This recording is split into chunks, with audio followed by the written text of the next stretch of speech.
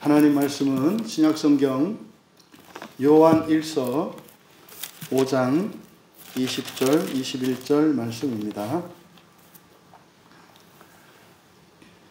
우리 같이 한 목소리로 함께 읽겠습니다. 또 아는 것은 하나님의 아들이 이르러 우리에게 지각을 주사 우리로 참된 자를 알게 하신 것과 또한 우리가 참된 자 곧 그의 아들 예수 그리스도 안에 있는 것이니 그는 참 하나님이시요 영생이시라. 자녀들아 너희 자신을 지켜 우상에게서 멀리하라. 아멘. 요한 사도의 마지막 명령이라는 제목으로 이제 요한 1서 강해 설교를 이제 마치고자 합니다. 마찬가지로 20절에서 우리가 이미 알고 있다. 오이다멘으로 시작합니다.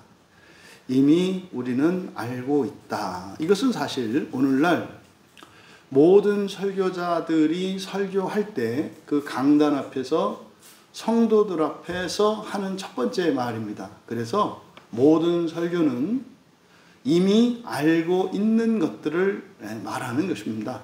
그래서 설교 시간에 무엇을 배운다라고 할 때 그것은 엄밀히 말하면 배운다기보다는 성령께서 우리 안에 행하신 것들을 깨닫게 하고 그것을 확신케 하는 일이 사실은 설교 시간에 일어나는 일입니다. 그래서 설교자들이 담대하게 말할 수 있는 이유는 성령께서 가르치신 것이 아니면 설교자들이 어떤 허위와 거짓들을 가지고 이야기한다 할지라도 그것이 교인들에게 해를 끼치지 못합니다. 근데 그것이 해가 되려면 교인들이 거짓을 받아들일 때이거든요. 그래서 잘못 설교하는 것에 대한 책임이 설교자에게 분명히 있습니다만 그래서 늘 살피고 주의를 해야 함에도 불구하고 교인들이 잘못되는 부분에 대해서는 사실상 엄밀히 말해서는 교인들 자신에게 있습니다. 그래서 담대하게 설교할 수 있는 것이고 또 교인된 여러분들, 설교를 듣는 여러분들은 굉장히 능동적으로 설교를 들으셔야 하는 겁니다. 그래서 여러분들이 설교를 듣기 전에는 사실은 성령 하나님께서 여러분을 새롭게 하여 주실 것에 대한 사모함이 평소에 있어야 하고 사실상 그 일들이 일어났어야 하는 거죠. 그러니까 예수님을 믿지 않는 사람들 또 정말 성령으로 말미암아 우리의 마음에 새로운 본성의 변화가 일어나지 않은 사람들은 사실상 설교를 들어도 그 유익을 제대로 누릴 수가 없는 겁니다. 부디 이미 우리는 알고 있다라고 하는 이 오이다멘이라고 하는 이 말씀이 요한 1서에서 7번이 사용이 됩니다. 그래서 7번, 이 7이라고 하는 숫자, 우리들은 이 숫자에 큰 의미를 가지지 않습니다만 성경이 기록되던 그 시기의 사도들과 또 구약 성경의 그 시대에는 바로 이 숫자는 의미를 가지고 있습니다. 그래서 이런 말을 할 때 이런 중요한 어휘들의 숫자나 이런 것에는 그 배경에 그 역사적인, 문화적인 그리고 영적인 그런 의미를 가지고 있습니다. 그러니까 우리가 이미 알고 있다라고 하는 오이다멘이라는 말이 요한 1서에 7번 사용됐다는 것은 뭡니까? 우리는 충분히 확실히 모든 것을 알고 있다는 거예요. 그래서 우리가 무엇을 배우는 게 우리의 초점이 아니라 사실은 뭡니까? 우리가 알고 있는 것을 회복하는 게 중요합니다. 그러니까 마치 우리가 성경을 읽고 설교를 듣는 것은 재활의 과정과 같은 거예요. 재활의 과정. 그래서 아예 그냥 걸을 수도 없고 일어설 수도 없던 그리고 볼 수도 없던 사람이 이 설교를 듣고 이렇게 기적적으로 일어나가 이러는 것이 아니라 사실은 뭐예요? 우리가 이미 알고 있는 그것을 회복하는 겁니다. 그때 우리가 망각하고 있고 우리가 믿지 않고 있는 사실들, 진리죠. 그것을 우리가 육체적으로 회복을 할 때 동시에 성령께서는 우리의 본성을 바꾸시는 거예요. 그래서 우리가 새롭게 되는 일은 성령 하나님께서 하시는 일이고, 우리가 우리 자신을 회복하는 일은 우리가 해야 되는 일입니다. 이게 이제 성경이 우리에게 두 가지 유익을 주는 거죠. 그래서 요한일서에서 우리가 이미 알고 있다라는 이 오이다멘이 사용된 성경 구절들을 좀 한번 우리가 마지막 시간이기 때문에 정리할 필요가 있겠다. 맨 먼저 이 단어가 사용된 게 요한일서 3장 2절입니다. 앞에 요한일서 3장 2절을 보시면 우리 같이 성경을 보시고 함께 읽겠습니다. 사랑하는 자들아, 우리가 지금은 하나님의 자녀라. 장래에 어떻게 될지는 아직 나타나지 아니하였으나 그가 나타나시면 우리가 그와 같을 줄을 아는 것은 그의 참모습 그대로 볼 것이기 때문이다. 여러분, 3장 1절에서 우리가 이미 알고 있는 것에 대한 말씀이 뭡니까? 우리가 예수님과 같을 것이라는 것을 이미 알고 있대요. 이게 뭡니까? 사실은 여러분, 보편의 작정이죠. 모든 사람은 왜 태어났다고요? 부활을 위해서, 신이 되기 위해서 태어났다고요. 이거는 정해져 있다고요. 그러니까 요한일서 3장 2절에서 말씀한 게 뭡니까? 모든 사람은 신이 될 것이라는 것을 이미 알고 있다 이 말이에요. 이거는 정해져 있는 겁니다, 여러분. 이게 정해져 있는 거예요. 그래서 모든 사람은 부활한다. 신학적으로 어떤 교단에 속해 있든지 간에 이 말에는 다 동의를 합니다. 그게 장로교 목사님이고 장로교 신자든, 감리교 목사님이고 감리교 신자든, 심지어는 뭐 이런저런 뭐 이렇게 문제가 있는 이런 사람들조차도 공통적으로 인정하는 부분이 뭐냐면 모든 사람은 부활한다는 거예요. 이거에 대해서는 이론의 여지가 없어요. 다른 주장하는 사람이 없어요. 모든 사람은 부활한다. 그런데 여기서 차이가 나는 게 뭐예요? 부활의 의미가 다른 거예요.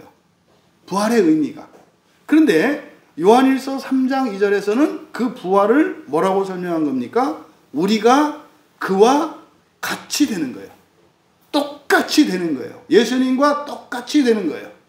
이것이 요한일서 3장 1절에 우리가 이미 알고 있는 것에 대한 첫 번째 말씀이었고, 두 번째 요한일서 3장 14절을 보겠습니다. 같이 읽습니다. 형제들아, 14절 우리는 형제를 사랑함으로 사망에서 옮겨 생명으로 들어간 줄을 알거니와 사랑하지 아니하는 자는 사망에 머물러 있느니라. 3장 2절에서 밝혔던 오이다멘, 우리가 이미 알고 있는 것, 이미 확정되어진 겁니다. 확정되어진 것, 부활이라고 그랬잖아요. 부활은 사람이 신인 되는 거잖아요. 그러면 3장 14절에서는 우리가 어떻게 부활에 이르게 되는지를 가르쳐줘요. 어떻게 된다는 겁니까? 형제를 사랑함으로.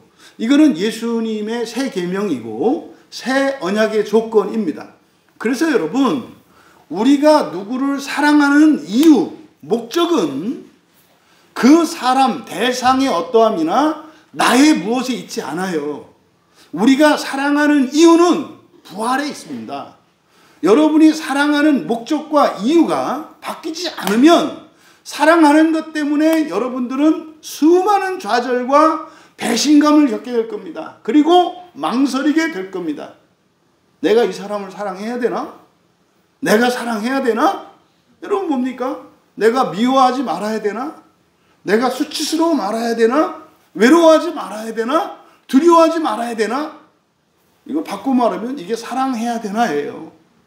여러분, 사랑의 목적은 바로 부활이라는 것을 잊으시면 안 돼요.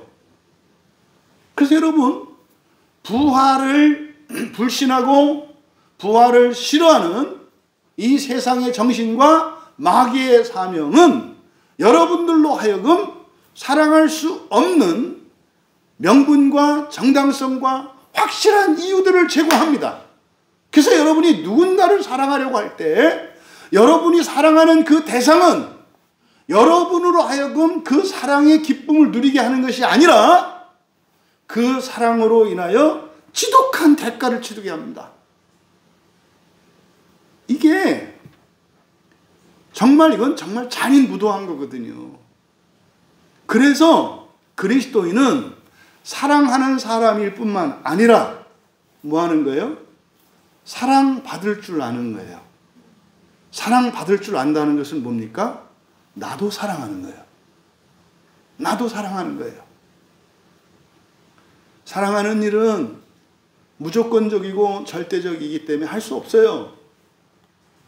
만약에 그리스도인 형제자매가 내 주변에 있지 못하다면 절대로 어떤 사람도 사랑함으로 사망에서 옮겨 생명으로, 다시 말해 부활을 향해서 살아갈 수 없습니다.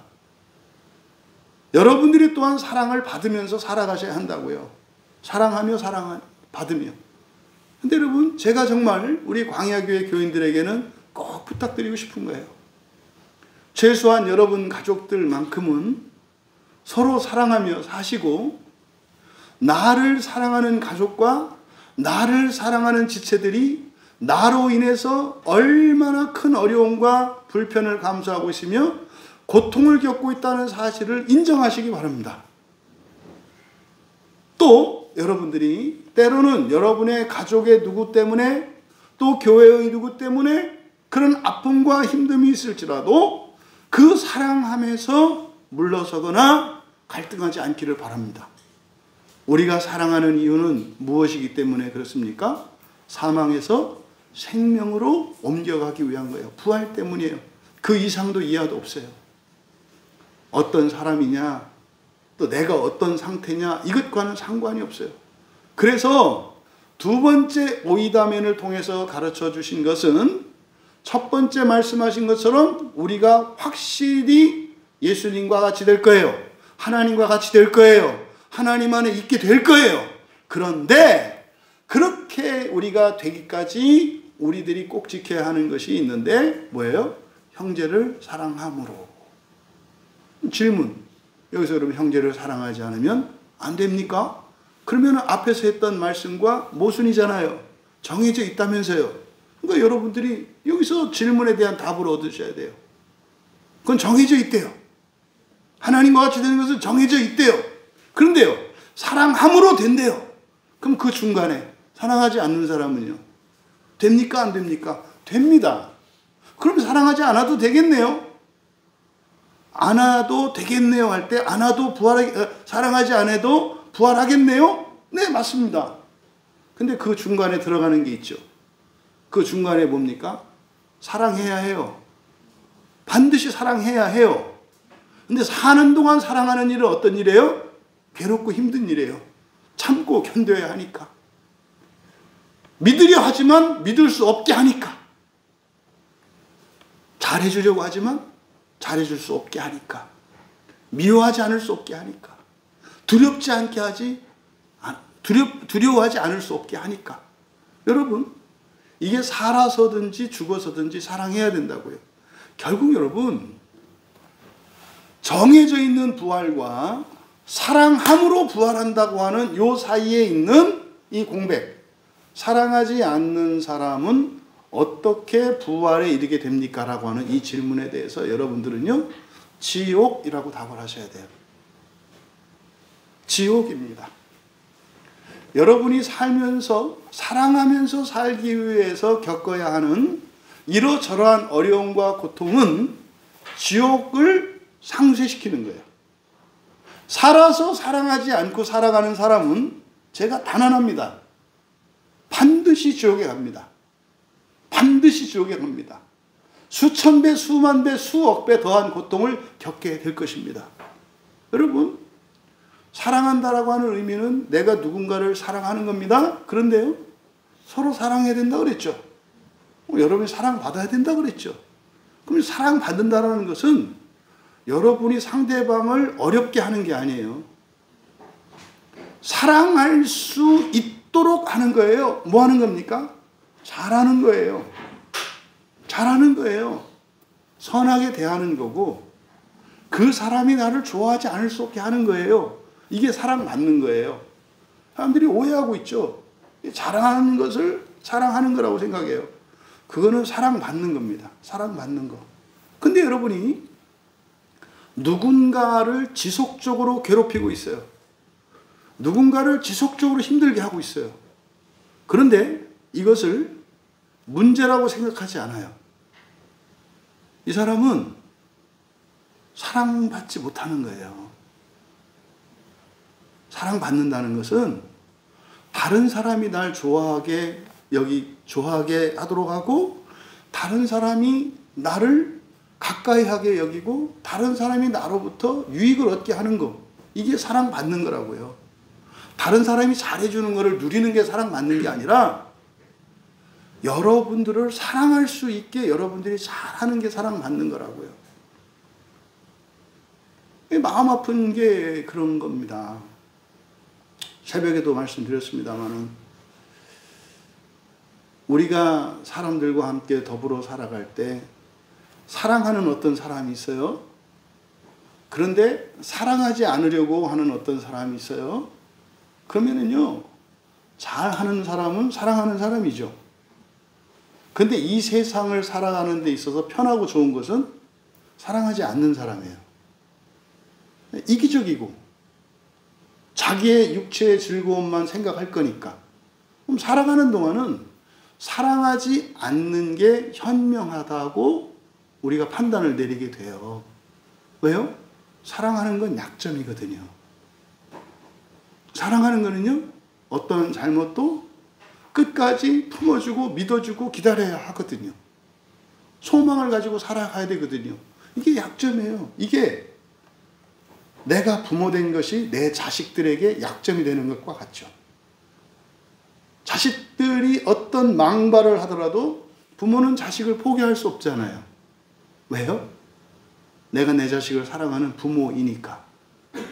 이것이 부모 자식 관계에서는 어른된 부모와 자녀로서 미성숙한 자녀이기 때문에 어느 정도 이해할 수 있습니다만은, 성인된 가족 관계에서 이런 일이 일어나는 것은 너무나 어이없는 일이에요. 이것이 여러분 영적인 일이고 인격적인 미성숙함으로 인한 것입니다만, 최소한 여러분이 형제를 사랑함으로 사망에서 생명으로 옮겨가길 원하는 사람이라면, 여러분이 여러분 주변에 있는 누군가를 힘들게 하고 있는 그것에 대해서 무한 책임을 느끼셔야 돼요. 그러니까 여러분들이 오늘날 기독교인들이 참 오해하는 게 이 부분이죠. 힘든 건 네 잘못이지. 특히 우리 광야교회 같은 경우는 이게 크게 잘못될 잘못이라기보다는 오해될 소지가 뭐냐면, 이제 마음 기경을 하고 이렇게 하니까 자기의 의무를 권리로 요구하는 경우가 있어요. 내가 잘못해도 너는 참아야 돼. 왜? 내 허물이니까. 찢어 죽일 놈들이죠, 이런 놈들은. 성경이 그렇게 가르칠 것 같아요? 내 허물이니까 어쩔 수 없는 거야. 당신은 계속 힘들어도 참아. 여러분, 그 마귀가 하는 짓이에요. 사랑하는 사람이 과연 그렇게 생각할 수 있을까요? 사랑은 나의 기쁨보다 상대방의 기쁨이 더 만족스럽고 큰 거거든요. 반대로 나의 아픔보다 상대방의 아픔이 훨씬 더 고통스러운 거거든요. 그런데 나의 허물과 잘못으로 인해서 당신이 겪고 있는 불편과 어려움은 그냥 기다려주고 참아준다. 이거는 말도 안 돼. 이건 육실할 얘기예요. 저는 그렇게 가르친 적이 없어요. 성경이 그렇게 하지 않아요. 너무나 많은 분들이 오해하는 게 뭐냐면요, 자기가 저지른 잘못이 5만큼이야. 그러면 5만큼만 대가를 치르면 된다고 생각해요. 여러분, 죄의 삭은 사망이에요. 잘못은 5만큼 했는데요, 이거에 대한 대가 지불은 얼마만큼 되는 거예요? 무한대예요. 이걸 잊으시면 안 돼요. 종종 뭐 그런 거 봐요. 내가 잘못했어. 그래서 미안하다고 사과했어. 10번, 20번 넘치게 했어. 내 생각에. 근데 그걸 가지고 또 뭐라고 해. 그럼 이제 화내는 사람이 있어요. 아니 내가 그만큼 잘못했다고 했으면 됐지. 왜 그걸 갖고 해. 이게 좀 뭔 크게 모르는 거예요. 그러니까 이 사람, 이런 생각하고 있는 사람은요, 반드시 다음에 똑같은 잘못을 반복합니다. 반드시 반복해요, 그런 사람은. 여러분, 한 번 잘못하잖아요. 그러면 내가 잘못했으면 나의 잘못을 해서 피해를 받은 그 사람에게 나의 생명까지도 주권이 넘어가는 거예요. 지옥이라는 데가 왜 괴로우냐면요, 내가 하나만큼 잘못했어요. 근데 벌을 얼마만큼 받아요? 무한대로 받아요. 내가 하나만큼 잘못했는데 하나만큼 벌을 받으면 이거 천국이지. 그 지옥이 아니지. 지옥은요, 상식과 합리 이런 게 통하지 않아요. 내 생각에는 이만큼 하면 충분히 벌을 받았다고 생각하는데 지옥이라는 것은 어떻게 해요? 그거에 몇천 배, 몇억 배 무한에 가까울 정도의 벌을 받아야 되고 대가를 지불해야 돼요. 그러니까요, 벌을 받는 고통도 큰데 거기다가 뭐 때문에 더 커져요? 부당함 때문에. 부당함 때문에. 나는 요만큼 잘못을 했는데 그것으로 인해서 내가 치루어야 할 대가는 무지막지할 정도로 크니까 미치는 거죠. 이런 거죠. 여러분이 그 고리대금업이라는 거 있잖아요. 예? 뭐 하루에도 막 1부, 2부 이렇게 하는, 예? 뭐 오늘 내가 10만 원 빌렸었는데 일주일 지나니까 이자가 70만 원이야. 정말 급한 사람들은 이런 돈도 쓰거든요. 이게 지옥의 특징이에요. 그러니까 이런 사람, 지옥을 상품화하면 이 세상에서 돈을 잘 벌어요.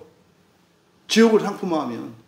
그러니까 지옥이라는 데가 그래요. 그래서 여러분, 사는 동안도 여러분들이 누군가에게 잘못을 하면 그거에 수천 배, 수만 배 대가를 지불해야 된다는 기준을 가지고 계셔야 돼요.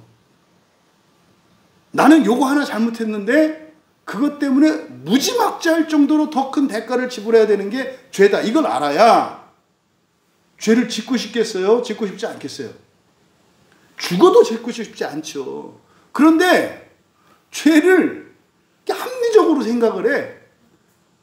요만큼 죄를 졌으니까 요만큼 갚으면, 내가 10,000원을 빌렸으니까 10,000원만 갚으면 된다고 생각해. 사실은 그렇게 생각도 안 해요. 저는 10,000원을 꿔놓고 1,000원만 갚으려고 하거든요. 그건 왜 그래요? 나는 없는데 1,000원밖에 없는데 더 갚으라면 어떻게, 이승질이야. 꾸지 말아야지. 10,000원 때문에 죄의 노예가 된다는 사실을 여러분들이 믿으셔야 되고 받아들이셔야 돼요.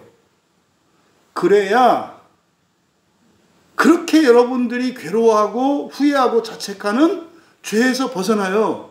왜 똑같은 잘못을 하고 싶지 않은데 왜 반복할까요? 죄의 삭시 사망이라는 이 말씀을 믿지 않기 때문에 그래요. 그러니까 또 저질러도 된다는 생각을 해요. 여러분, 살아서 겪는 그 부당함과 이런 것은 상대도 안 돼요, 지옥은. 여러분이 마지막 눈을 감는데, 눈을 감는 그 순간에 여러분 주변에 있는 누군가가 여러분이 과거에 했던 말과 행동 때문에 죽는 그 순간의 현재를 기점으로 해서 여전히 괴로워하고 미워하고 있다면 여러분 지옥 가셔야 돼요.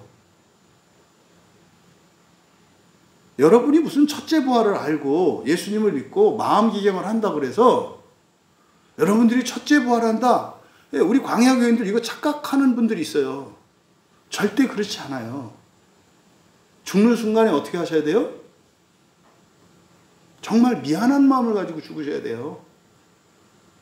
여보, 나 때문에 미안해.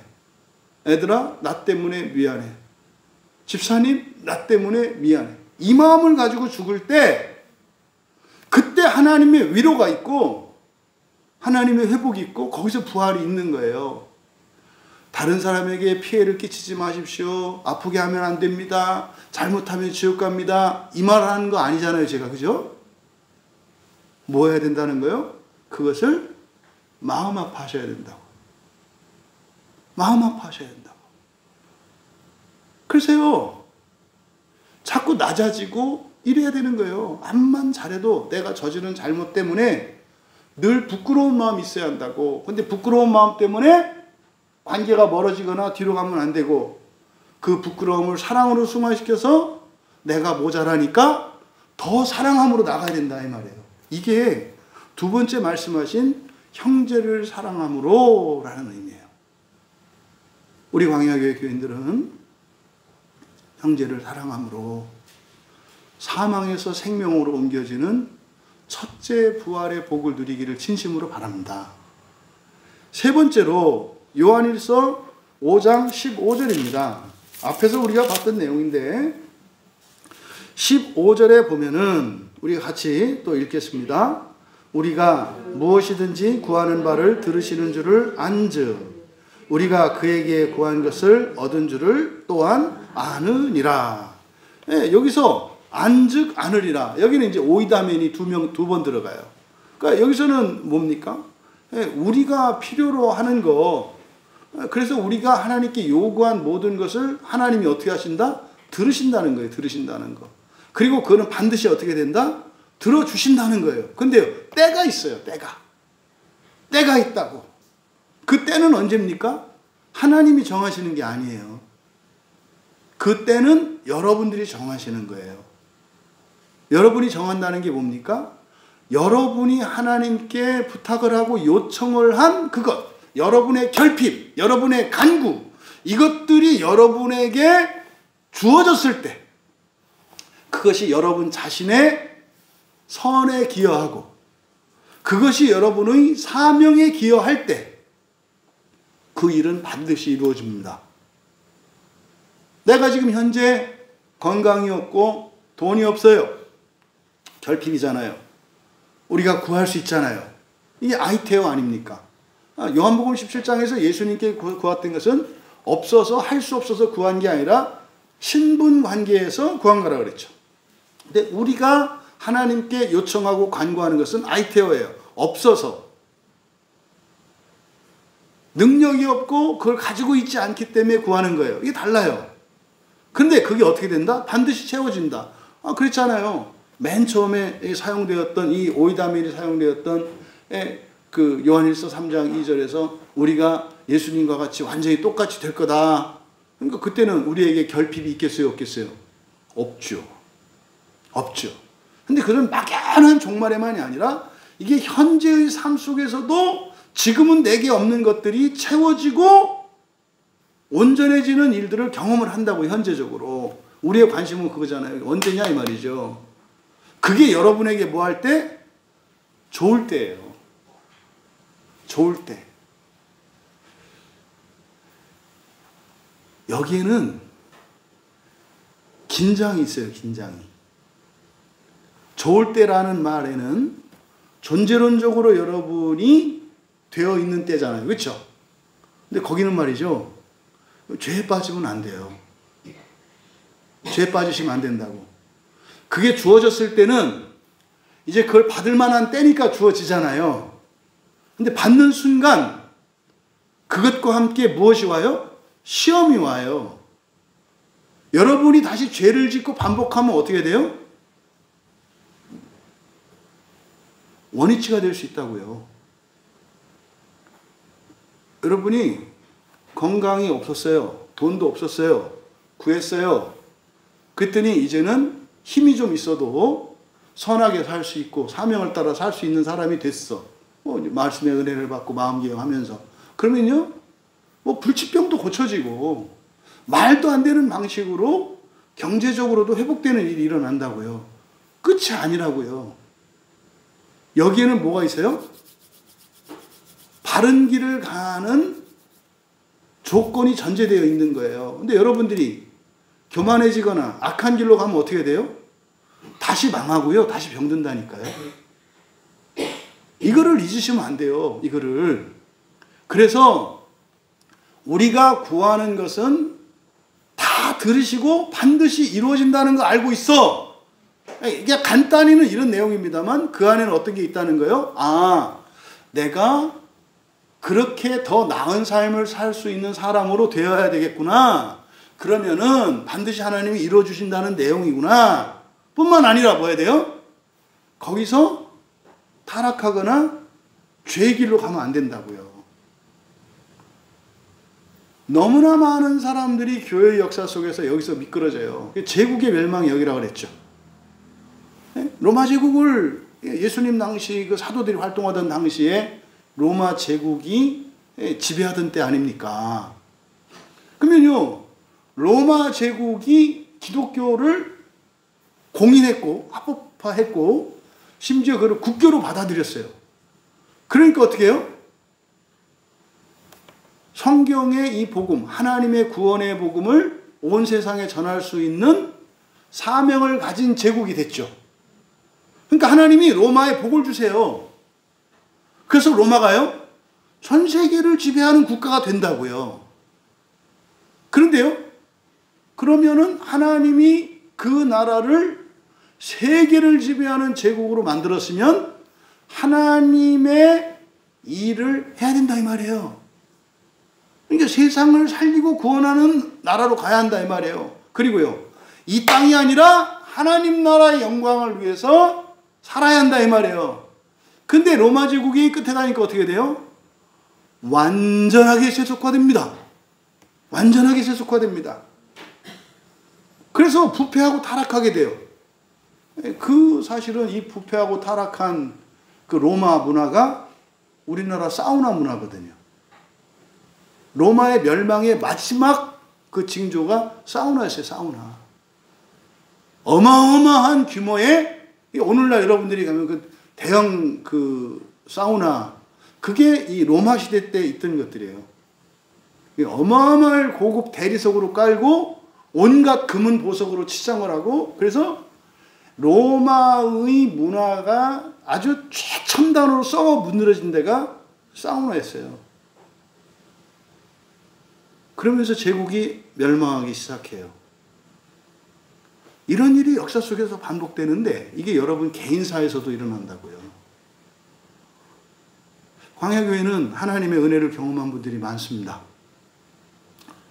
육체적인 질병에서, 경제적인, 가족 관계에서 이러저러한 은혜를 부인할 수 없을 정도로 경험한 분들이 많습니다. 근데 제가 안타까운 것은 거기에 머무르려고 한다는 거예요. 여러분, 그것을 능가하는 삶으로 나가야 되거든요. 그러려면 어떻게 하셔야 돼요? 더 낮아지셔야 되고, 더 섬기셔야 되고, 더 사랑하면서 사셔야 되고, 더 하나님의 뜻대로 살아가려고 해야 돼요. 근데 여기서 이제 자기 주장을 세우고, 자기의 욕망을 앞세우고, 이제 죄의 길로 막 가는 것을 자랑스러워해요. 반드시 망해요. 저는 그런 일이 일어나지 않았으면 좋겠어요. 반드시 망한다니까요. 어떻게 로마 제국이 멸망하고 대영 제국이 멸망할 거라고 예언할 수가 있었을까요? 불가능한 일이에요. 부잣집도 망해도 3년을 먹고 산다는데 그 어마어마한 제국이 어떻게 멸망한다고 상상이나 할 수 있었겠어요? 여러분이 부활과 하나님 나라 소망을 이 세상의 사람의 영광과 이 세상의 명예로 바꾸려고 하는 순간 여러분들의 인생에는 빨간색 경보등이 울리고 있다는 걸 아셔야 돼요. 기적적으로 회복되셨습니까? 기적적으로 망할 겁니다. 전 그런 일이 일어나지 않기를 바라는 거예요. 계속해서 잘 됐으면 좋겠어요. 계속해서 잘 됐으면 좋겠어요. 그래서 여러분들이 계속 잘 돼서 여러분들을 통해서 더 많은 사람들이 계속 살아날 수 있게 됐으면 좋겠어요. 근데 여러분이 사랑을 잃어버리면 이만하면 됐다가 돼요. 알량한 돈 몇 푼에, 알량한 명예와 무엇 하나에 마치 뭐라도 다 이룬 양. 여러분, 반드시 망해요. 돌이키세요. 그렇게 하시면 안 돼요. 그래서 하나님이 우리의 요구하는 것을 다 들으시고 이루어 주신다는 이 말씀은 그냥 와 우리 뜻대로 된대, 교회 다니면 된대, 아 교회 가면 돼, 광야교회 가면 돼, 웃기지 마세요. 되고 나면 긴장이 있다고요. 긴장이 있다고. 이 긴장감을 잃어버리면 안 된다 이 말이에요. 이게 바로 요한일서 5장 15절에 담겨있는 영적인 의미라고요. 그리고 이제 18절에 바로 앞에 함께 읽습니다. 하나님께로부터 난 자는 다 범죄하지 아니하는 줄을 우리가 아노라. 하나님께로부터 나신 자가 그를 지키심에 악한 자가 그를 만지지도 못하느니라. 이거는 번역이 완전히 잘못되어 있다. 그렇죠? 완전히 잘못되어 있다. 그래서 앞에 있는 하나님께로부터 난 자, 이거는 이제 완료 시제로서 이건 사실은 부활의 상태를 말하는 거라고 그랬어요. 우리가 부활을 하게 되면 어떻게 한다?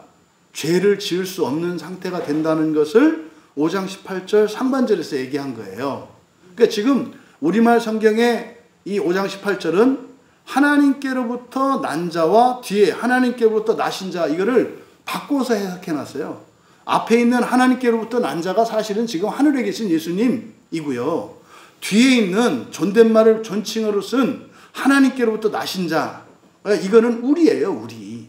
그러니까 뒤에 하반절에 있는 하나님께로부터 난 자 이거는요. 세례받고 예수 믿는 사람을 말해요. 그러니까 이게 부정과거라 이례적이라고 그랬잖아요. 그러니까 여전히 내가 예수님을 믿고 하나님의 은혜를 경험했음에도 불구하고 언제든지 망할 수 있는 상태에 나. 이거요. 하나님으로부터 놀라운 은혜를 경험했지만 다시 하나님을 저주하고 배신할 수 있는 나. 베드로잖아요. 내가 하나님께 모든 인생을 다 걸었지만 예수님을 팔아넘길 수 있는 나. 가룟 유다잖아요. 이게 이례적으로 한 그리스도인의 정체성이에요. 우리는 언제든지 예수님을 배반할 수 있는 자들이에요. 우리는 언제든지 하나님의 말씀을 버릴 수 있는 자들이에요. 우리는 언제든지 하나님 나라 소망을 팔아서 이 세상의 즐거움을 위해서 쓸 수 있는 사람들이에요. 이걸 기억하셔야 된다고. 그러니까 지금 이게 바뀌어 있어요. 번역이. 근데요. 그런 사람들은 어떻게 해야 된다? 예수님을 붙들어야 한다 이 말이에요. 예수님을 붙든다는 게 뭐예요? 하나님의 말씀을 붙드는 거고 하나님의 말씀을 한마디로 요약하면 사랑하는 거예요. 서로 사랑하는 거예요. 서로 사랑하는 거. 이거를 붙들면 설사 죄에 빠지더라도 설사 잘못이 있더라도 어떻게 하신다? 마귀가 이 악한 자가 찝적되지 못한다는 거예요. 여러분들 주변에 이렇게 악한 자가 자꾸 찝적돼요. 나가서 술 마시고 놀자, 진탕 퍼마시자, 이제 그만 가자. 이 악한 자들이거든요. 여러분 주변에 그런 사람들이 자꾸 있어요. 전화 와서 집사님 우리 은혜 나눕시다 이런 게 아니라 우리 놀자 이런 사람들. 여러분들이 여러분 주변을 정리하셔야 돼요. 여러분 주변에 이렇게 세속적인 것에 대해서 어떻게 하면 돈 벌 수 있대, 어떻게 하면은 뭐 이렇게 잘 나갈 수 있대, 어떻게 하면 뭐 좀 된대, 이런 얘기하는 사람들이 다 악한 자들이에요. 이런 사람들이 여러분 주변에 있으면 세상 사람들은 기회가 있다 그러죠. 내 주변에 좋은 사람들이 많아. 왜? 어떻게 하면은 뭐 이렇게 돈을 벌 수 있다네. 어떻게 하면 뭐 재미있다. 다 악한 자들이거든요.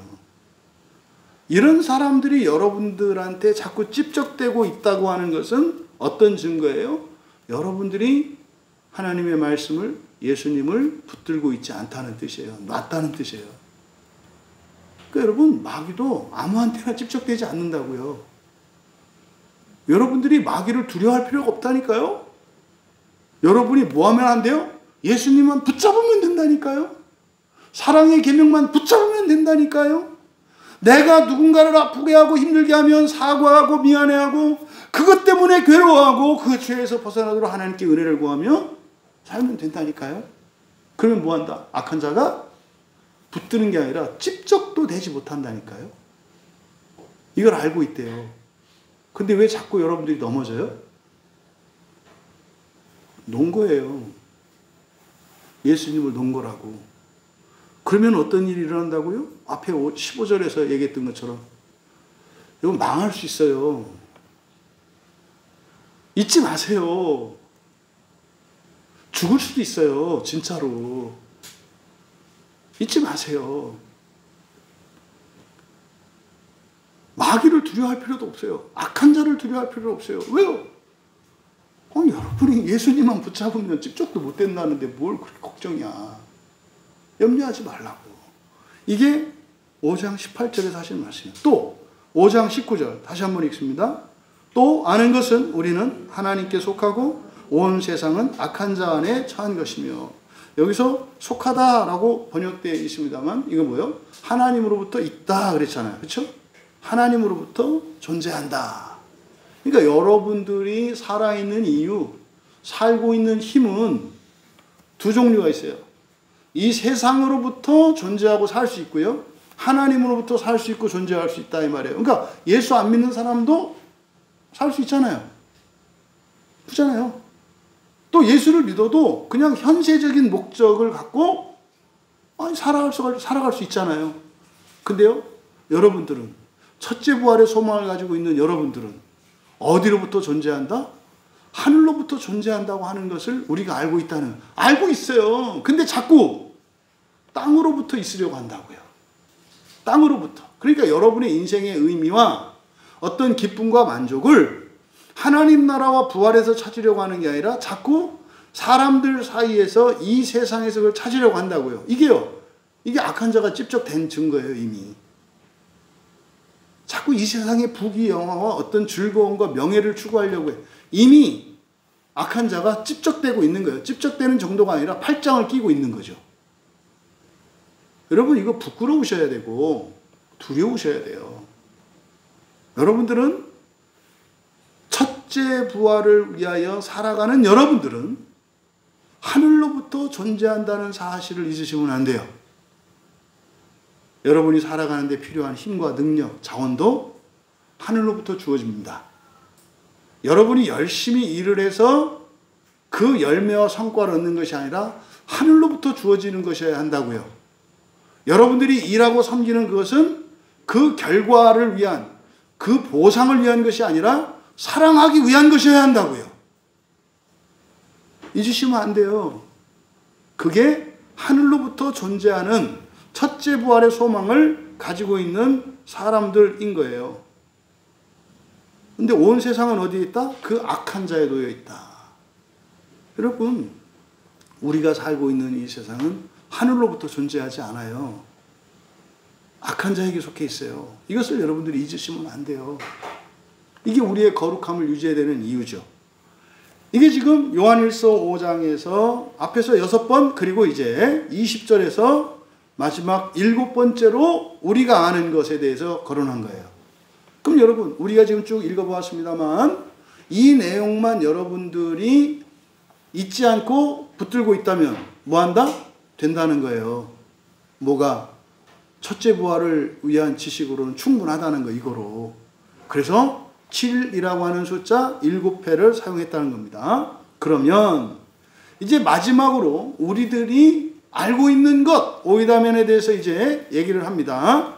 그러면 바울 사도께서 마지막으로 주시는 명령, 이거는 이제 맨 끝에 있는 말씀이거든요.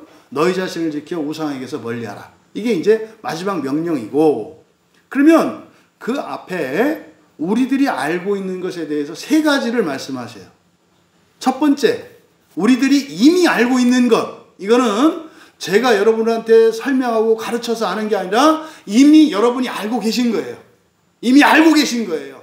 하지만 여러분들이 기억을 상실했고 또 모르는 채 부정하고 부인하는 거. 이거예요. 아는데도 모른다, 이거야. 위증하는 거지, 위증. 그러면 첫 번째 우리가 알고 있는 게 뭐다? 지금 우리말 성경에서 뭐라고 되어 있습니까? 하나님의 아들이 이르러, 이렇게 되어 있거든요. 하나님의 아들이 이르러. 근데 여기서 오다라고 하는 말이 이제 여러 가지 단어가 있어요. 근데 여기에 사용된 이르러라고 번역한 이 말은 이제 헤코라는 말인데, 현재 시제예요. 현재 시제. 그러니까 현재 시제의 의미는 뭐라 했습니까? 항상이라 했죠. 항상. 근데 사실은 예수님을 가리키는 말인데, 여기서 하나님의 아들 그랬습니다만, 여러분들도 하나님의 아들들이잖아요. 그렇잖아요. 여러분도 하나님의 아들들이에요. 그리스도인들도 하나님의 아들들. 이때 아들은 자녀라는 뜻이에요. 또 구약의 이스라엘도 하나님의 아들이죠. 에덴 동산의 그 아담과 하와도 하나님의 아들들이죠. 근데요, 창세기 1장에 있는 그들은 아직은 아니에요. 그 시점으로는. 그래서 하나님의 아들이라고 하는 표현은 먼저 택함을 받은 자들이에요. 하나님의 백성, 하나님의 자녀로 먼저 택함 받은 사람들을 말해요. 그러니까 하나님의 아들이라는 표현, 또 사실은 천사들도 하나님의 아들이에요. 그러니까 하나님의 아들은 굉장히 광범위하잖아요. 그래서 20절에서는 그냥 하나님의 아들 이렇게 번역을 해도 우리는 이제 염두에 두고 전제가, 아, 이거 예수님을 얘기하는 거구나 하는 순간 우리에게 분리가 일어나요. 여러분도 하나님의 아들이라는 거 잊으시면 안 된다고. 근데 지금 여기 20절에서 이르는 그 하나님의 아들, 여기서는 이제 정관사가 붙어 있어요. 여러분, 하나님이라는 말은 신으로 번역할 수도 있고, 그리고 우리가 고유명사로 사용하는 하나님으로 번역할 수도 있다. 이게 부득이하게 지금 우리말 성경에는 이게 구분이 안 되어 있기 때문에, 그래서 우리들이, 제가 설교할 때 하나님은 고유명사로서의 하나님이에요. 그러니까 삼위일체 하나님을 지칭할 때 하나님이라는 명사를 쓴단 말이에요. 그러면 그 하나님 이외에 성경에는 똑같이 하나님이라고 되어 있습니다만은 관사가 없을 때는 그래서 신으로 저는 번역을 하는 거예요. 그런데 성경에서 하나님이라고 할 때, 그래서 하나님이라는 말 안에는 신, 천사들도 포함되고 창조주 하나님도 포함된다 이 말이에요. 그런데 그래서 창조주 하나님을 하나님이라고 할 때는 정관사를 붙여요. 뭐라고? 그 하나님이라고. 그 하나님. 그래서 그냥 하나님 할 때와 그 하나님 할 때는 달라요, 완전히. 여러분들이 전도해 보신 분들은 알 거예요. 어른 특히 할머니들이나 이렇게 연세 드신 분들을 막 전도하다 보면은 그분들이 그런 얘기를 많이 하세요. 아이고, 나 절은 다니는데 알아. 하나님은 다 한 분, 다 똑같은 하나님이지. 이런 얘기를 하세요. 교회 안 다니는 분들도. 하나님은 한 분이지. 이렇게 얘기를 한다고요. 그분들이 얘기하는 하나님은 관사가 없는 하나님이죠. 그거 틀린 말 아니에요. 그런데 그 뒤에 한 분이지 할 때 그 한 분이면 사실은요, 그 하나님만 한 분이죠. 나머지 신들은 많아요. 많다고. 그래서 그 하나님은 오직 한 분이세요. 그래서 여기서 하나님이라고 번역한 것은 그 하나님이에요. 또 하나님의 아들 할 때도 아들도 많죠. 여러분들도 다 아들이고, 앞서 말씀드린 것처럼 에덴 동산에 있는 아담과 하와, 그리고 구약의 이스라엘, 아브라함의 자손들, 천사들 모두 하나님의 아들이란 말이에요. 근데요, 특별한 한 분이 있어. 예수님을 가리킬 때는요, 그 하나님의 그 아들이라고 해요. 그 하나님의 그 아들. 이거는 예수님을 가리키는 표현이에요. 그래서 하나님의 아들 이렇게 뭉뚱그릴 수 없다고요. 그러니까 지금 여기 20절에 이르는 그 하나님의 아들은 누구냐? 그 하나님의 그 아들이에요. 그러니까요, 창조주 하나님의 그 아들, 독생자 예수 그리스도를 가리키는 말이에요. 그러면 그 하나님의 그 아들이신 예수가 오신 건 우리 알아.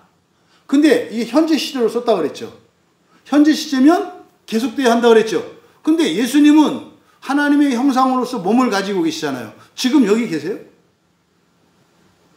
몸을 가지신 예수님 여기 계시냐고? 아니잖아요. 하늘에 계시잖아요. 이게 근데 여기 지금 뭐라고 하냐면 그냥 와 있다 그랬어요. 그래서 헤코라는 말을 쓴 거예요. 헤코는 그 시제 상태가 현재 시제로 쓰는데 완료된 상태로서 계속되는 걸 나타내요. 근데 현실은 예수님은 오셨다가 하늘로 돌아가셨잖아요. 그런데 여기서 뭐라고 하는 거예요? 예수님이 여기 계시다고 말한다고. 그럼 이거는 맞지 않는 얘기라고요. 우리 예배 마치고 나면 다 집으로 돌아갈 거 아니에요. 근데요, 교회에 있다고 말하면 안 되잖아요. 근데 우리 해코라고 말할 때 어떤 거예요? 몸은 떠나서 집으로 가 있지만 우리 마음은 교회에 있다는 의미를 내포해요. 그래서 여기서 해코라는 말을 써 있어요. 그래서 와 있다거든요. 와 있다. 그러니까 이건 사실은 이 땅에 오셨지만 지금은 몸으로는 하늘에 계시고 이 땅에 계신 것은 영으로 계시죠. 그의 영, 예수 그리스도의 영이신 성령으로 이 땅에 와 계시잖아요.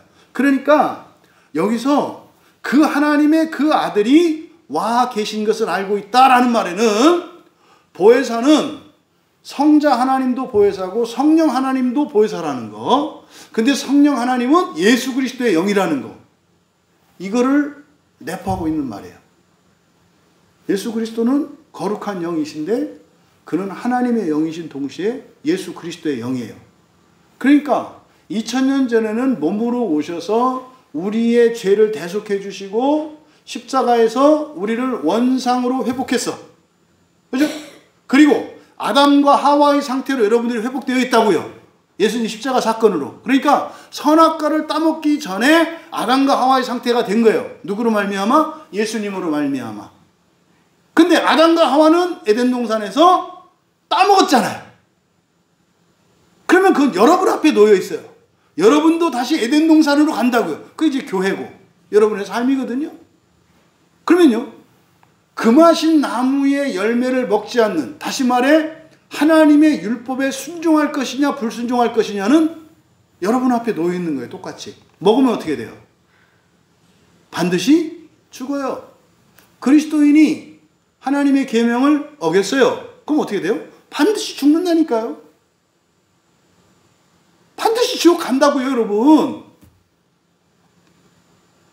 아니, 아담은 가고 아담은 죽고 여러분은 안 죽어요? 그 말도 안 되는 소리가 어딨어. 아담에게 주셨던 계명은 그 나무의 열매를 먹지 말라는 거였어요. 오늘을 사는 하나님의 아들 된 우리들에게는 어떤 계명을 주셨어요? 서로 사랑하라고 계명을 주셨어요. 순종하면 사망에서 생명으로 옮겨질 것이요, 불순종하면 반드시 죽을 줄 믿습니다. 저는 반드시 죽어요. 반드시. 이걸 잊으시면 안 된다고. 그래서 여러분, 성령께서 오신 것은 또 다른 보혜사로서 첫 번째 보혜사이신 우리들의 회복을 위해서 오셨던, 대속해 주셨던, 이게 끝이 아니에요. 내가 다 이뤘다라고 하는 것은 예수님이 십자가에서 죽으실 때 가상치료해서 내가 다 이뤘다, 끝났다는 얘기가 아니에요. 무슨 뜻이에요? 내 할 일을 끝냈다는 거예요. 내가 다 이미 이루었다. 이건 어떤 의미입니까? 이제는 너희들 차례다예요. 너희들의 선택에 달려있다. 그런데 너희들 혼자가 아니고 또 다른 보혜사가 오셔서 도와주실 거다. 그러면요, 에덴 동산으로 가면 어떻게 되는 거예요? 에덴 동산에서는 아담과 하와가 여호와의 음성을 들었을 때 두려워서 숨었죠. 숨을 때, 우리가 딱 숨으려고 하면 성령님이 어떻게 해요? 숨지 마 하신다고요. 안 숨어도 돼, 이렇게 하신다고. 나랑 같이 가. 내가 말 대신해 줄게. 이거예요.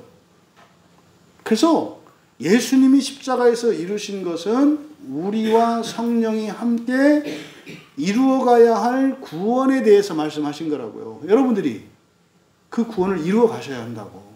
이루어 가셔야 한다고. 그래서 바로 성령, 그리스도의 영이신 성령과 함께 성령이 와 계시다는 거. 그러니까 단순히 오셨다 안 오셨다 이 얘기가 아니라 여기서 바로 하나님의 그 아들이 와 계신 것을 이미 알고 있다. 이거 무슨 말이에요? 여기는 성령과 함께 구원을 이루어가면서 살아가야 하고 살아갈 수 있다는 것을 의미하는 거예요. 실제로 왔다 뭐 이런 얘기가 아니라고. 여러분, 성경 읽으셔야 되고 설교 들으셔야 되고 말씀대로 살려고 노력하셔야 되고 기도하면서 은혜를 구하고 교회 오셔야 된다고. 이번 주 이제 이렇게 묵상하면서 생각했던 게 이제 교회와 관련해서, 첫째 부활 하려면 자기가 예배를 드리고 소속되어 있는 교회의 모든 설교를 다 들어야 하는 것이구나. 이번에 제가 이제 확실히 선명하게 이해됐어요. 여러분들은 광야교회 교인이시잖아요. 설교는 첫째 부활을 위한 하나님의 계시의 말씀이거든요. 무엇은 빼놓고 무엇은 듣고 하면 첫째 부활이 온전히 될까요? 안 될 것 같은데요. 하다못해 여러분이 음식을 만들 때도 레시피에서 순서를 바꾸거나 재료의 양만 바꿔도 원래 목표하는 맛이 안 나오지 않나요? 그런데 첫째 부활이 그보다 덜 정교할 거라고 우리가 상상할 수 있나요? 말도 안 되죠. 제가 주일에 또 다시 한번 얘기하겠습니다만, 여러분들이 정녕 첫째 부활을 원하신다면, 우리는 광야교인이니까 광야교회에서 설교되는 모든 설교를 반드시 들으셔야 돼요. 첫째 부활을 원하신다면. 반대로 여러분들이 그렇게 하지 않으신다면 제가 여러분의 담임 목사로서 여러분의 첫째 부활에 대해서 제가 보증할 수 없어요. 하지만 실천적으로 여러분들이 우리 교회에서 설교되어지는 모든 설교를 다 듣고 계시다면 저는 여러분들에게 감히 첫째 부활을 보증할 수 있어요. 왜요? 저 같은 자를 하나님의 구원의 도구로 사용하시거든요. 그래서 저에게 있는 오류와 부족함, 이건 다 감안하신 거예요. 그래서 제가 성경을 온전히 전하기만 한다면, 제 수준에서. 전 그렇게 하고 있어요. 전 단언할 수 있어요. 그렇게 하고 있어요, 여러분. 어떨 때 진짜로 성경 한 구절 한 구절 번역하면서 이거 이렇게 말해도 될까? 지금은 이제 두렵진 않아요, 이제는. 옛날에는 많이 두려웠죠. 근데 지금은 여러분들이 이제 주님과 주님의 지체로서 한 몸을 이루었기 때문에 저한테는 엄청난 힘이 되거든요, 여러분들이. 지금은 두려워하지 않아요. 그래서 자신 있게 말할 수 있어요. 저는 성경을 드러내려고 노력을 합니다. 그럼 여러분은 듣기만 하시면 돼요. 그러면 저는 여러분의 첫째 부활을 보증할 수 있어요.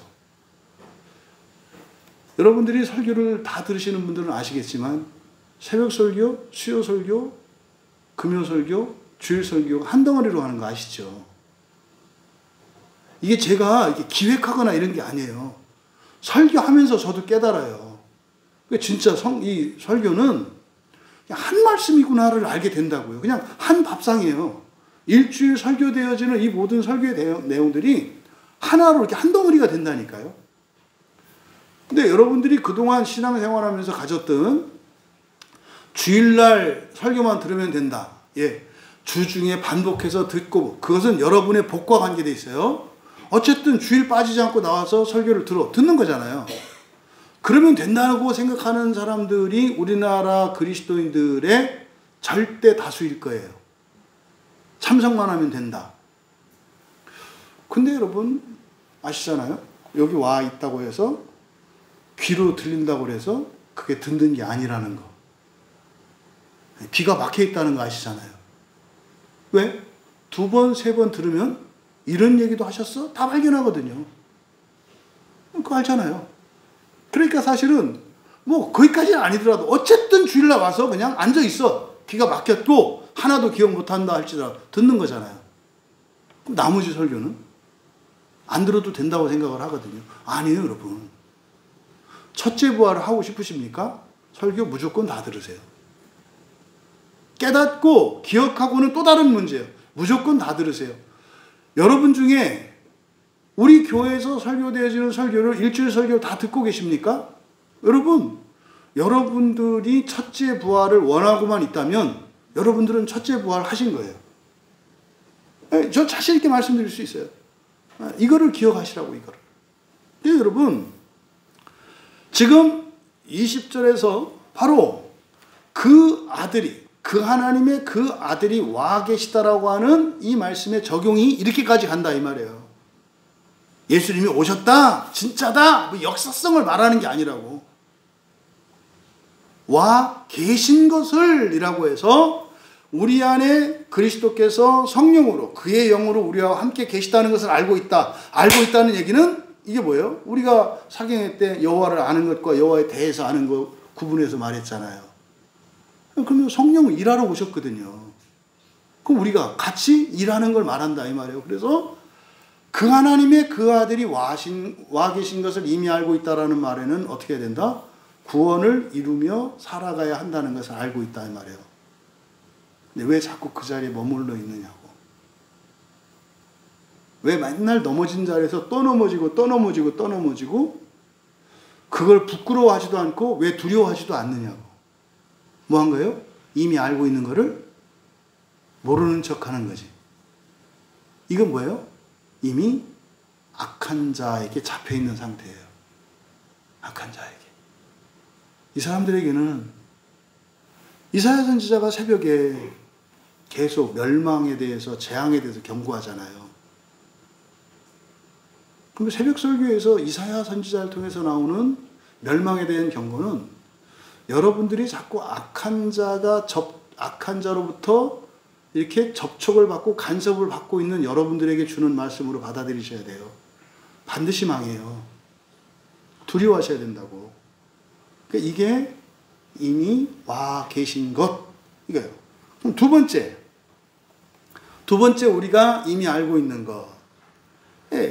우리에게 지각을 주사 우리로 참된 자를 알게 하신 것. 이게 두 번째예요. 그러니까 우리가 알고 있는 게 뭐예요? 우리에게 뭘 주셨다? 지각을 주신 것을 알고 있대요. 그래서 우리가 참된 자를 알고 있대요. 그러면 여기 지각이라고 번역된 말이 뭘까? 그러니까 이제 이런 것들을 설교자들이 이제 설명을 해야 되는 거예요. 그러니까 지각이라고 번역한 이게 디아노이아라는 말이거든요. 디아노이아. 제가 여러분들한테 자신 있게 말씀드릴 수 있어요. 지각이라고 번역된 디아노이아의 말뜻을 설교하거나 그 설교를 들은 분들은 어쩌면 우리가 처음일 수도 있어요. 제가 아는 한. 여기서 이 디아노이아라고 번역한 이 단어는 디아는 무엇을 통하여 지나서 이런 뜻이잖아요. 관통한다는 거예요. 노이아는 누스거든요. 누스는 우리의 지성이죠.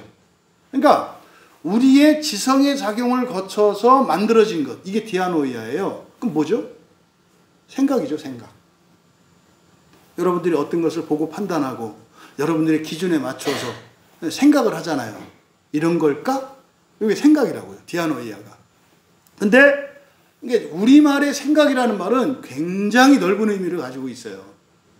어떤 의견도 생각이라고 하는 거고 상상도 생각이라고 하고 뭐 느낌도 생각이라고. 그래서 우리말은 굉장히 모호해요. 그래서 사실 우리말 성경을 가지고 성경의 구원의 진리를 아는 일은 거의 불가능에 가까워요. 성령의 도우심 없이. 그래서요, 우리말 성경만 가지고 우리말 기준으로 성경을 보면 무조건 잘못되게 돼 있어요. 무조건 잘못되게 돼 있다. 그러니까 이게 무슨 뜻인지도 몰라요, 사실은. 그러니까 여기서 지각이라고 번역되었습니다만 이것을 우리가 생각이라고 번역을 한다. 이때 생각이라고 하는 것은 뭐다? 우리의 지성의 작용을 거쳐서 만들어진 결과물로서의 생각이에요. 그럼 여기 전제되는 거, 우리의 지성은 온전하지 않잖아요. 그럼 우리의 생각은 확실해요, 불확실해요? 불확실하고 불완전해요. 왜? 우리의 지성이 온전하지 않으니까. 게다가 내가 알고 있는 정보도 완전하지 않아. 게다가 우리의 지성이 뭐에 방해를 받아요? 감정의 방해를 받아요. 그래서 감정의 방해를 받아가지고 그나마 불완전한데 그나마 불완전한 지식과 정보를 가지고 방해를 받아. 그럼 그 생각은요, 똥으로 여긴다 그러는 거예요, 바울이. 똥도 그냥 똥이 아니지. 개똥. 왜 개똥이라고 하는지 아세요? 개똥은 걸음으로도 못 써요. 닭똥, 돼지똥 이런 것은 아주 영양가가 많은 그런 걸음으로 쓰거든요. 여러분, 이 생각은 여기서 말하는 디아노이아의 생각은 그런 거다. 그래서 우리의 생각과 하나님의 생각은요, 많이 달라. 그죠? 완전한 지성과 완전한 감성의 사랑으로 완전한 지식과 완전한 것으로 만들어내신 하나님의 생각과 불완전하고 불완전한 우리의 지성과 그리고 불충분하고 그리고 거짓된 여러 정보들이 짬뽕되고 거기다가 거짓 감정까지 영향받아가지고 만들어진 이거. 이게 음식으로 치고 먹을 수 없는 거예요, 이거 사실은. 근데 우리에게 그 생각을 주셨어요, 생각. 디아노이아를. 이걸 안다는 거예요. 그러니까 지금 제가 이렇게 설교를 해도 여러분들이 안다 이 말이죠. 왜? 여러분들이 살면서 이런 생각을 다 안 해. 이 생각은 하나님이 나에게 주신 생각이죠. 근데 어떨 때는 이런 생각이 마음에 안 들고 불안할 때가 있죠. 내 생각이죠. 근데요, 멋들어지고 기특한 생각을 할 때가 있어요. 오늘 누군가를 위해서 정말 기도하고 싶다. 이거는 하나님의 디아노이아죠. 하나님의 디아노이아죠. 네. 이제 그만 사랑해야 되겠다. 이거는 마귀의 생각이죠. 그런 거예요. 그러니까 이 디아노이아를 주신 것 이미 알고 있다. 여러분들이 이미 경험적으로 알고 있어요. 그런데 여기서 이 지각이라고 번역된 이 생각을 주신 것의 목적이 뭐냐면 바로 뒤에 있는 내용이에요. 우리로 뭐한 거? 바로 참된 자를 알게 하시는 것. 그래서 참된 자라는 게 누구예요? 삼위일체 하나님 말하거든요. 그러니까 하나님을 우리가 알 수 있는 것은 무엇으로 알 수 있다고 말하는 거예요? 생각으로. 요 생각으로. 그러니까 요 생각으로 아는 게 뭐예요? 요 믿음이라고요. 믿음이 생각이 없는 게 아니에요. 여러분들이 무엇을 믿는데 어떤 생각으로 믿느냐에 따라서 그것이 영적이고 거룩하고 온전한 것이 될 수도 있고 그렇지 않을 수도 있다 이 말이에요. 여러분 교회 다니는 사람들 다 예수님 믿는다고 하지 않아요? 다 하나님 믿는다고 하잖아요. 근데요, 어떤 생각으로 믿느냐에 따라 다를 수 있다 이 말이에요. 굉장히 중요해요. 그러니까 여러분 바른 생각을 가지기 위해서 우리가 하는 게 뭐예요? 이게 마음기경이잖아요. 마음기경을 하지 않고서는 결국은요, 참된 자를 참되게 알 수 없어요. 뒤에 우상 얘기가 나오잖아요. 헛된 것을 하나님으로 착각하고 살아갈 수밖에 없다고요. 그래서 지각을 이미 주신 것, 그러니까 생각을 주신 것 이미 주셨어요. 그래서 그 참된 분을 알고 있는 것. 최소한 우리 광야교회 교인들은 삼위일체 하나님을 알고 있죠. 알고 있죠. 그래서 첫째 부활을 생각하면 참 삶이 퍽퍽하고 좀 어렵고 힘든 일이 있다 하더라도 조금 힘이 나고 용기가 생기고 그렇게 되죠. 왜 그래요? 참된 하나님을 알고 있기 때문에 그래요. 그게 소망이 돼. 조금 더 참을 수 있어. 이게 아는 자들이 가지고 있는 힘인데 그것의 수단이 바로 뭐다? 생각이라는 거예요. 생각. 디아노이아. 이 생각. 그래서 여러분 이 생각이 허물어지면 어떻게 되겠어요? 착각할 수 있게 되고요. 하나님이 아니 그걸 하나님이라고 착각할 수 있다고. 천사를 하나님으로 생각할 수 있다고. 그 대표적인 게 금송아지. 시내산 밑에서 사람들이 생각이 잘못되니까 금송아지가 여호와 하나님이라고 믿잖아요. 지금도 마찬가지예요. 왜 여러분들이 삶 속에서 이렇게 부끄럽고 후회될 짓을 하느냐? 이 생각이 망가지면 이렇게 되는 거예요. 생각이 망가지면 여러분들의 선과 악에 대한 기준이 바뀌어요.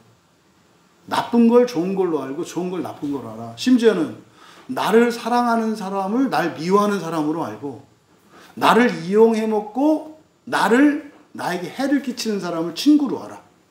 뭐하면? 생각이 바뀌면. 이런 걸 볼 때 되게 기가 막히죠. 막 원수를 변호해. 네? 원수를 변호해. 이간질하러 왔는데 자기 친구로 알아. 그러니까 여러분들에게 있어서 절대적 관계는 누굽니까? 이 대목에서 한번 점검합시다. 여러분들에게 있어서 절대적 관계는 누구예요? 네, 하나님인 건 말할 것도 없고 여러분 사람들 중에서 절대적 관계는 누구예요? 1차적으로 가족이고요. 2차적으로 교회 안에 있는 교인이에요. 여러분 가족과 우리 광야교회 교인은 절대적 관계라는 거 잊지 마세요. 조금 넓게 적용하면 정상적인 그리스도인도 우리의 절대적 관계예요. 이거는 다른 것에 우선하지 않아요. 마귀는 다른 것들로 하여금 여러분들의 절대적 관계를 이간하고 허물게 할 겁니다.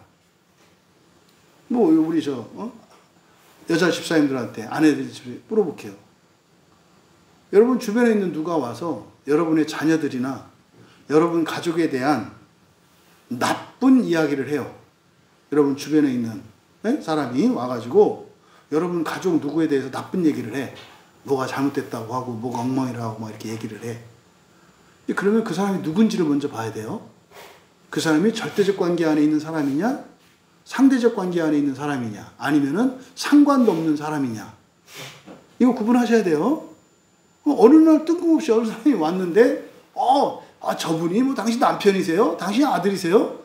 내가 저 사람을 어디서 봤는데, 그 사람이 하는 말은 일고의 가치가 있다 없다? 없어요. 항상 여러분 어떤 정보나 다른 말은 그 내용보다, 그 내용의 사실성보다 더 중요한 게 뭐예요? 관계가 우선해요. 누가 했느냐가 더 중요하다 이 말이에요. 사실관계는 믿을만하고 이게 아니라 관계에 의존해야 된다고. 그러니까 알지도 못하는 사람이 그렇다고 하는데 여러분의 가족이나 교회 지체가 아니라 그래. 누구 말이 맞는 거예요? 지체와 가족의 말이 맞는 거예요. 이거 기준을 가져야 된다고. 지금 우리나라가 이게 뭐 엉망진창인 이유가 뭐예요? 자기와 아무 관계도 없는 사람의 말을 듣고 나라가 두 쪽으로 딱 쪼가져가지고 난리야도 아니에요. 이게 좀 웃기는 얘기라니까요. 가족 간에도 아니 목사님을 만나 그 얘기를 한다니까요. 집에서도 막 이게 갈려있대요. 심지어는 부부 간에도. 왜? 자기 의견이 뭐 다르고 자유가 있다나? 심각하게 뭡니까? 관계가 더 우선하거든요. 근데 자기와 상관도 없는 사람들의 말을 듣고 절대적 관계인 가족과 교회 지체들이 싸워. 이게 누가 하는, 이게 악한 자가 하는 짓이라고요. 근데 이거 염두에 두시라고. 그래서요, 설사 절대적 관계 안에 있는 이가 거짓말을 하더라도 뭐 해라? 믿어라. 믿어라. 믿어주지 말고 믿어라. 어차피 진실은 드러나요, 그러면. 절대적 관계에 있는 사람이 거짓말을 했잖아요. 그 거짓말로 인해서 그 사람은 죄에서 돌이키고 회개하고 새 사람이 돼요. 믿어주면. 판단하지 마시라고. 그래서 관계가 그 정보의 사실과 가치보다 더 우선한다는 거, 이거 잊지 마셔라. 이게 지금 디아노이아와 생각과 관련해서 왜 우리들의 생각이 무너지냐면 이 악한 자의 시험으로 인해서 이런 일이 일어나는데 거기에 사용되는 게 절대적 관계, 상대적 관계, 관계 없음을 따지지 않는 여러분들 때문에 일어난다 이 말이에요. 그래서 최소한 상대적 관계에 있는 사람들은 여러분 동네 사람들, 여러분 친구들, 직장 동료들, 이런 사람들은 상대적 관계예요. 이거는요, 어느 정도 고려는 해야죠. 그렇다 하더라도 그 사람들의 말과 절대적 관계에 있는 사람의 말이 다를 때 무조건 무엇을 우선으로 해라? 절대적 관계 안에 있는 사람의 말을 우선으로 해라. 거짓말한다고 염려하지 마라. 거짓말했다면 그것 때문에 그 사람은 반드시 대가를 톡톡히 치를 거고 반드시 회개하고 돌이킬 거다. 믿어줘라. 응? 이게 지금 그래서 디아노이아가 허물어지면 여러분 모든 게 바뀌어요. 선도 악도 참과 거짓도 이게 바뀌어요. 그러니까 마귀가 이걸 이용한다고요. 그래서 우리가 생각이 정말 중요하구나. 생각에 따라서 우리가 바뀌고 조심해야 돼요. 이때 생각은 우리나라 말에서 말하는 생각이 아니라고 그랬어요. 디아노이아를 생각이라는 말로 번역을 하는 거예요. 그러면 성경에 이 단어가 사용된 용례들을 보면 대략 이런 거구나 이렇게 알 수 있어요. 왜? 이제 문맥을 통해서 보면 아니까. 맨 처음에 사용된 게 마태복음 22장 37절에 이게 이제 예수님께서 뭐 마가복음 누가복음에서도 첫 번째 계명, 가장 큰 계명에 대해서 예수님이 질문을 받았을 때 그때 하시는 말씀이잖아요. 내 마음을 다하고 목숨을 다하고 뜻을 다하여 너의 하나님을 사랑하라. 이때 마태복음 22장 30절 뜻이라고 번역되어 있어요. 뜻. 그러니까 이 뜻이 바로 뭐예요? 생각이라고, 생각. 그러니까 하나님을 사랑할 때 그냥 무대뽀 하나님이래 이렇게 생각하면 사랑한다 이러면 되는 게 아니라 뭐 하면서 사랑해야 된다고요? 생각하면서. 신천지나 이런 말도 안 되는 데 가 있잖아요. 이게 생각하면 그 하나님 아니라는 거 알 수 있어요. 아니 가출하라고 하는데 그 하나님이겠어요? 아니라니까요. 미워하라고 하는데 그게 하나님이겠어요? 아니라니까요. 죽이라고 하는데 그게 하나님이겠어요? 아니라니까요. 어떤 경우에도 하나님은 절대적 관계에 대해서 미워해라, 죽여라 이런 얘기 하지 않아요. 절대적 관계에 대해서는 항상 뭐라고 하세요? 사랑하라고 하신다니까요. 믿으라고 하신다니까요. 소망하라고 얘기하신다니까요. 이거는 절대적이에요. 근데 생각하지 않고 냅다 그냥 하나님이라고 생각하고 믿으니까 지금 오만 교회들이 난리 아닙니까? 다 하나님을 믿는다고 하는데 왜 서로 미워하고 서로 경쟁하고 서로 싸우냐니까요. 뭐 해서 그래요? 생각을 안 해. 에? 아니 늑대가 와가지고 엄마다 문 열어라. 얼큰이 열었으면은 그 어린 양은 어떻게 돼요? 늑대한테 잡아먹히잖아요. 그래도 그 어린 양이 어떻게 해요? 생각하잖아요. 목소리가 이상해요. 엄마가 감기 걸려서 그래. 그럼 손 좀 한번 내보세요. 그랬더니 손 내니까 뭐 발톱이 막 이렇게 있네? 아니잖아요. 우리 엄마 아니에요. 생각을 하니까. 그러니까 늑대가 가서 또 이렇게 또 양털 붙여갖고 이렇게 오는 거 아니에요. 생각을 하니까. 여러분, 똑같아요. 여러분들이 생각하지 않으면 사탄 마귀를 하나님으로 알고 쫓아갈 수 있어요. 근데 여기서 예수님께서 왜 뭐 말을 이렇게 복잡하게 했겠어요. 목숨을 다하고 마음을 다하고 목숨을 다하고 뜻을 다해 사랑하라. 사랑하는 게 그냥 작정하고 사랑하는 거 아니다. 그런 거 아니다. 여러분들의 마음이 기경되지 않으면 그리고 여러분의 목숨을 걸지 않으면 사랑할 수 없는 거예요. 그게 뭐예요? 그럴 만한 가치가 있다는 거거든요. 이게 첫째 계명이니까. 첫째 계명이니까 그럴 만하다는 거예요. 또 두 번째로 누가복음 1장 51절에서 이게 이제 마리아의 찬가거든요.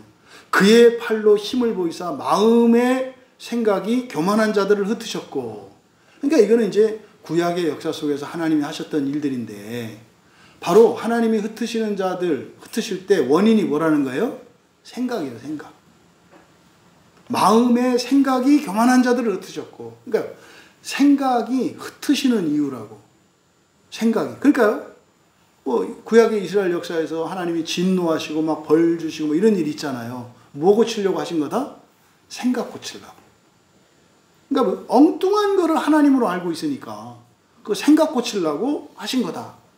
또 에베소서 1장 18절에 너희 마음의 눈을 밝히사 그의 부르심의 소망이 무엇이며 성도 안에서 그 기업의 영광의 풍성함이 무엇이며. 무엇을 밝혀요? 마음의 눈 할 때 마음이라고 번역한 게 디아노이아 생각이에요. 그러니까 마음의 눈이니까 생각의 눈이니까 바른 생각을 말하는 거죠. 그러니까 생각이 바르게 되면 그의 부르심의 소망, 부르심하면 태어난 거, 육체적으로 태어난 거. 두 번째 거듭난 거, 예수님 믿고 신자된 거. 이거 있잖아요. 이게 부르심의 소망이에요. 왜 태어났는지, 왜 예수를 믿었는지 알게 된다는 거예요. 뭐하면? 생각이 바뀌면. 이걸 마음이라고 번역해 놨어요. 또 에베소서 2장 3절에서도 마음으로 번역해 놨는데 전에는 우리도 다 그 가운데서 우리 육체의 욕심을 따라 지내며 육체와 마음에 원하는 것을 했다. 이게 마음이 아니고 디아노이야. 그 뭐요? 육체와 생각에 원하는 거. 그럼 육체와 생각이니까 육체의 생각이겠죠. 육체의 생각을 따라서 못된 짓을 해요. 육체의 생각을 따라 나를 사랑하는 사람을 배신해요. 그리고 핑계를 대요. 죄를 짓고 성내요. 이게 생각이 잘못되면 이렇게 되는 거예요.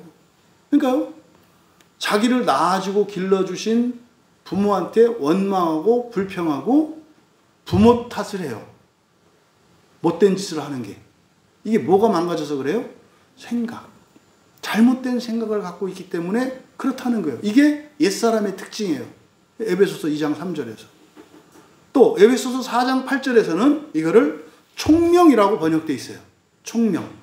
그들의 총명이 어두워지고 그들 가운데 있는 무지함과 그들의 마음의 굳어짐으로 말미암아 하나님의 생명에서 떠나 있도다. 그리스도인인데 미친 짓을 하고 살아. 죽을 줄 모르고 까불고 있어. 두려워하지도 않아. 그리고 어쩔 수 없어서 그랬대.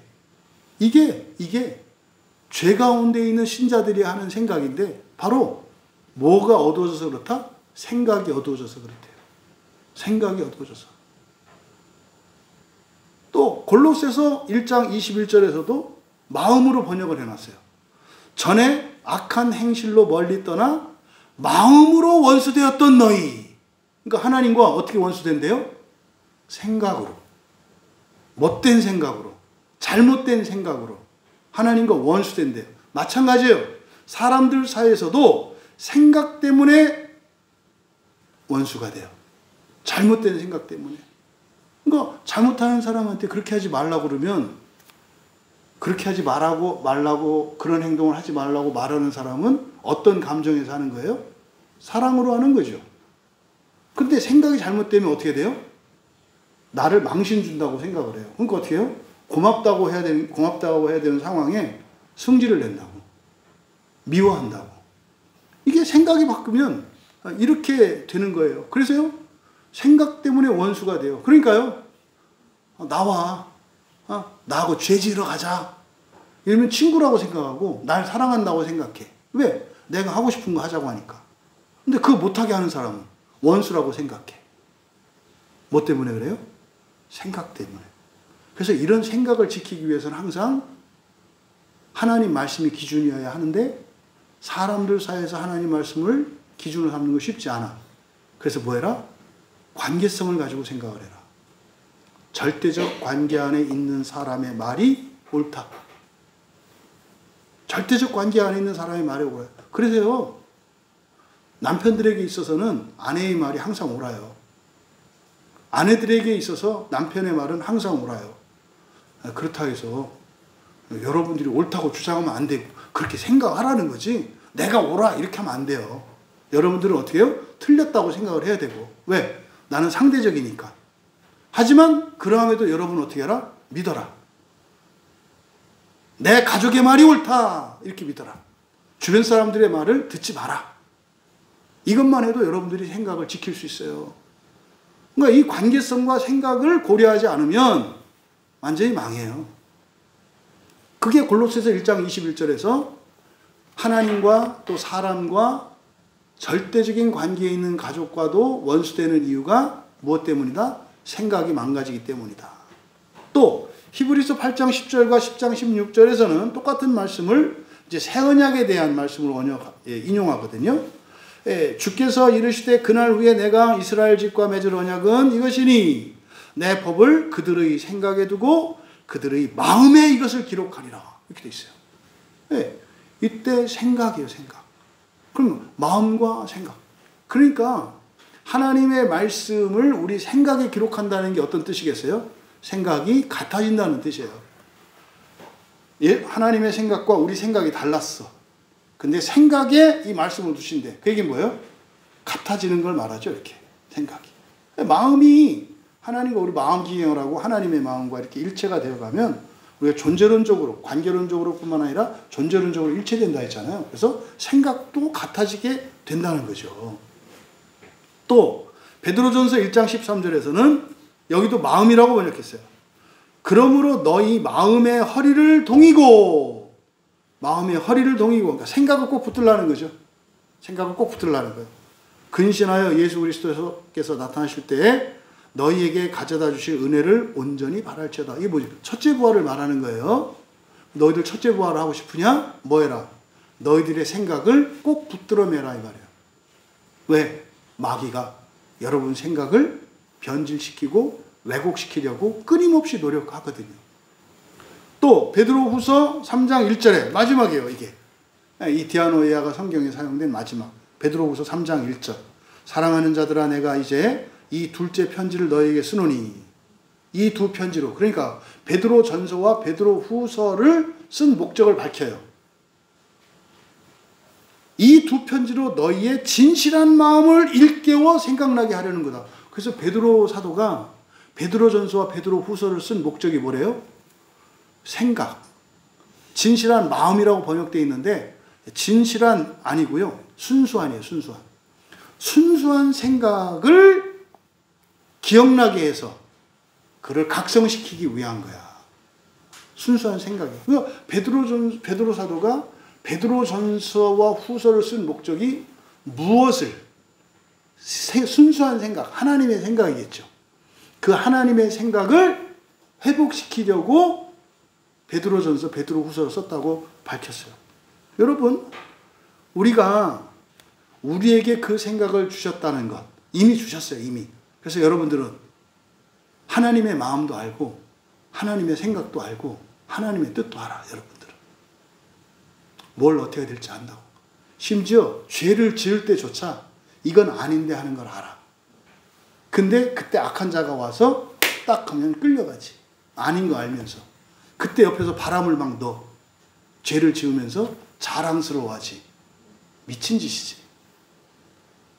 부끄러운 짓이지. 생각을 지키라는 거예요. 너희들 참된 분을 알고 있잖아. 하나님을 알고 있잖아. 첫째 부활도 알고 있잖아. 우리 광해교회 교인들은. 그러면 그 생각을 지켜서 첫째 부활을 향해서 가야지. 왜 멸망의 길로 지옥의 길로 가느냐 이 말이에요. 마지막으로 세 번째 우리가 알고 있는 것. 또 우리가 알고 있는 것은 뭐냐? 바로 우리가 참된 분 안에 우리가 참된 자 곧 그의 아들 예수 그리스도 안에 있는 것이다. 우리말 성경에 참된 분 안에 그 아들 예수 그리스도 안에 그러니까 하나님 안에 그죠? 예수 안에 이거는 우리가 요한복음 지금 17장에서 계속 나오는 말이죠. 요한복음 17장의 삼위일체는 누구의 삼위일체예요? 성부, 성자, 그들 신자예요.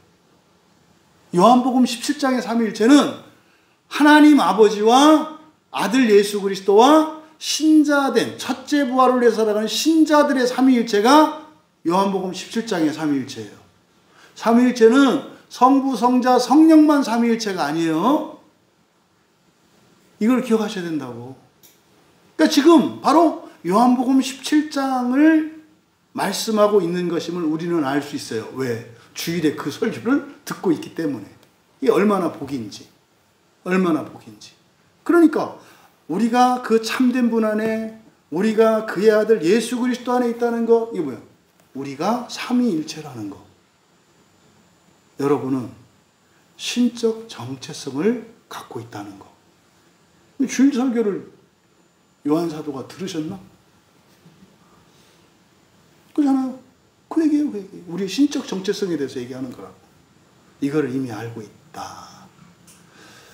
너희가 첫째 부활과 하나님 나라를 위해서 살기 때문에 이렇게 힘들잖아. 그래서 참고 있는 거잖아. 근데 이게 불확실하면 그렇게 살 수 없잖아. 우리는 이미 존재론적으로 하나님과 하나가 되었잖아. 비록 우리가 미완성이지만 우리가 미완성인 것이 약점이거나 불안하게 하는 것이 아니라 오히려 미완성인 우리가 점점점 되어감으로 세상이 그 사랑을 알게 하여 세상도 들어오게 하기 위한 거잖아.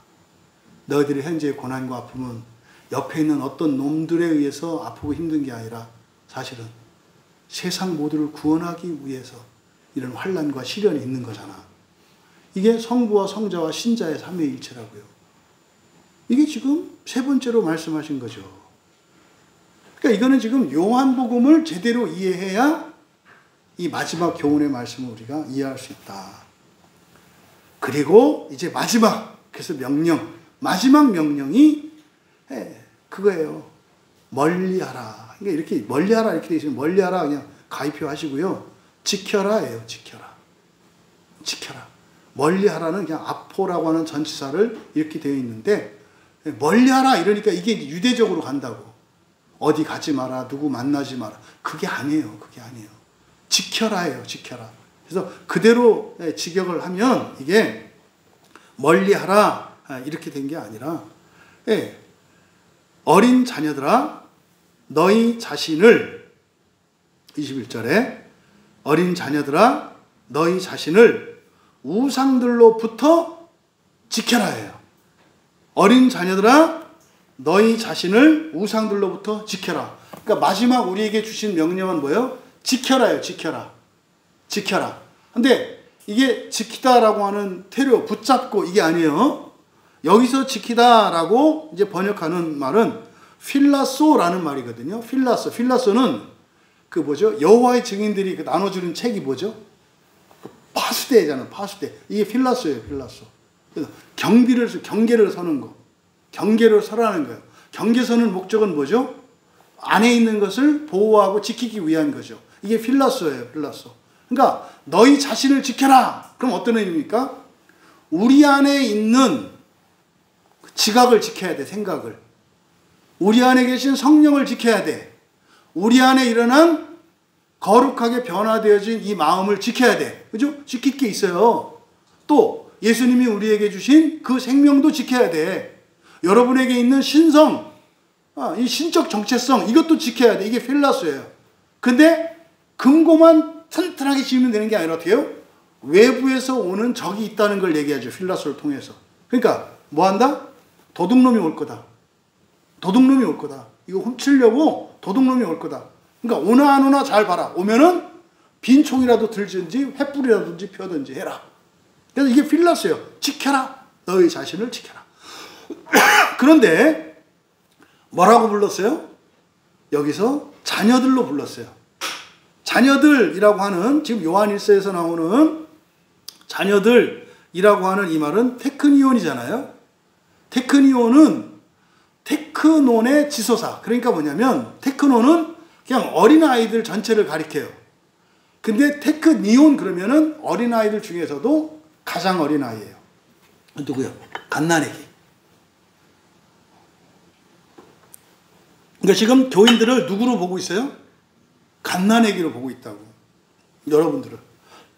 저를 갓난아기로 부르고 있다고.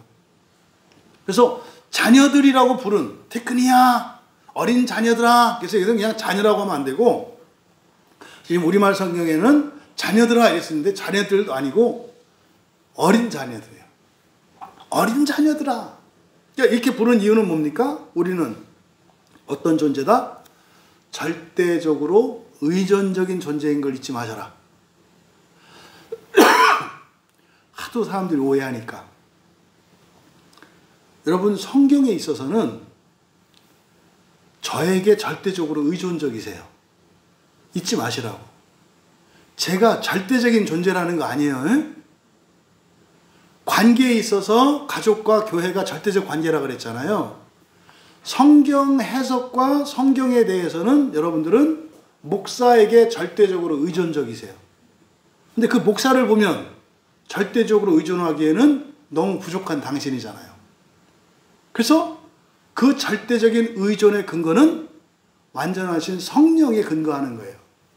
성령을 의지하면서 여러분의 목사를 성경 말씀에 관해서는 절대적으로 의존해야 돼요. 이게 테크니아 어린 자녀들아라고 부른 거예요. 이거 잊으시면 안 돼요.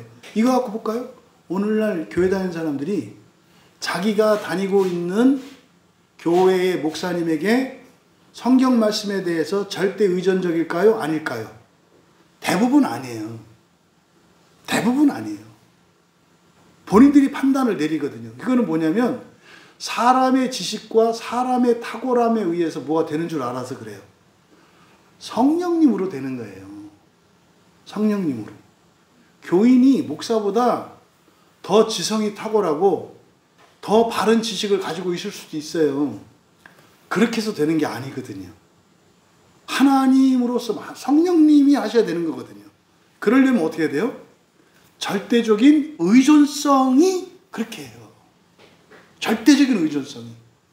이거를 여러분들이 기억하셔야 돼요. 그래서 어린 자녀들아 라고 할 때는 바로 절대적인 의존적 관계, 의존적인 존재인 것을 깨달아라는 거예요. 그래서요, 목사에게 뿐만이 아니에요. 여러분 가족에게도 절대적으로 의존전이에요. 왜? 가족이 절대적 관계니까. 교인들 간에도 절대적인 의존적 관계예요. 그 사람의 능력과 그 사람의 어떠함이 있지 않다니까요. 왜 우리가 서로에게 절대적으로 의존적이에요? 절대적 관계니까. 그러면 성령께서 보증하신다고요. 그래서 이 테크니온이라는 말을 통해서 바로 우리가 절대적인 의존적 관계임을 깨닫고 가족 관계와 교회의 지체 관계는 절대적으로 서로가 서로에게 의존적인 존재인 것을 알아야 된다는 것을 교훈해요. 두 번째, 너희 자신을 지켜라 할 때 이 필라소라고 그랬잖아요. 이 필라소의 의미는 뭐라고요? 경계선다는 의미. 경계선의 의미는 지켜야 할 무엇이 우리 안에 있다는 의미. 그리고 이것을 훔치고 이것을 허물려고 하는 외부의 적이 있다는 의미를 내포하고 있는 게 필라소예요. 그래서 우리가 절대적으로 의존적인 존재이면 틀림없지만 우리가 능동적으로 해야 한다는 거예요. 능동적으로. 의존적인데 마치 그런 거죠. 피터팬이 살고 있는 그 네버랜드인가요? 어린아이들만 모여 살고 있는 애들이잖아요. 근데 걔들도 어떻게 해요? 역할 분담을 하고 다 있잖아요. 이거 능동성을 말하는 거예요. 그래서 우리들이 절대적인 의존적인 존재임에도 불구하고 우리들이 능동적으로 적극적으로 해야 되는 게 있다. 그래서 여러분들의 생각을 지키시고 여러분들의 언행을 잘 지키셔야 돼요.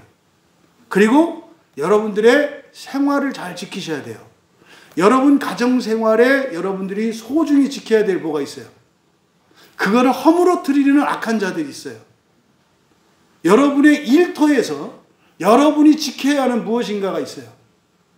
여러분이 함께 몸담고 있는 이 교회에서 우리가 지켜야 할 무엇이 있어요. 그것을 허물려고 하는 악한 세력이 있어요. 여러분 자신에게서 여러분이 지켜야 하는 것뿐만 아니라 여러분의 가정과 일터와 교회 안에서 지켜야 할 게 있다는 것. 그것을 허물기 위해서, 그것을 더럽히기 위해서 공격하는 악한 자가 있다는 것. 이것을 기억하라는 거예요. 그러면 우상으로부터죠. 그러니까 이 본문에서 우리가 지켜야 될 것은 앞에서 얘기하신 그 지각이에요. 생각, 바른 생각이라고. 그런데 외부의 적은 누구인가요? 우상이에요. 조심해야 돼요. 우상이라고 하니까 무슨 뭐 돌 붙여. 아이, 시대가 어느 때인데 지금 그런 걸 우상이라고 합니까? 여기서 우상으로부터 했을 때, 그러니까 결국 우리 안에 있는 것과 우리 밖에서 오는 이것. 그러니까 사실은 우리 안에 있는 신성이죠. 하나님을 아는 이런 생각, 이거잖아요. 이것과 우상은 서로 적대적 관계예요. 우리는 둘 사이에 있어요. 둘 사이에 있다고. 참 하나님을 아는 것과 우상 사이에서 우리는 선택을 해야 된다고. 여러분들이 죄를 져. 뭘 선택한 거예요? 우상을 선택한 거예요. 그래서 예수님이 마지막에 대제사장 기도에서 우리를 위해서 하나님 아버지께 부탁한 게 뭐예요? 붙들어 달라 그랬잖아요. 악한 자로부터. 똑같은 말씀이에요.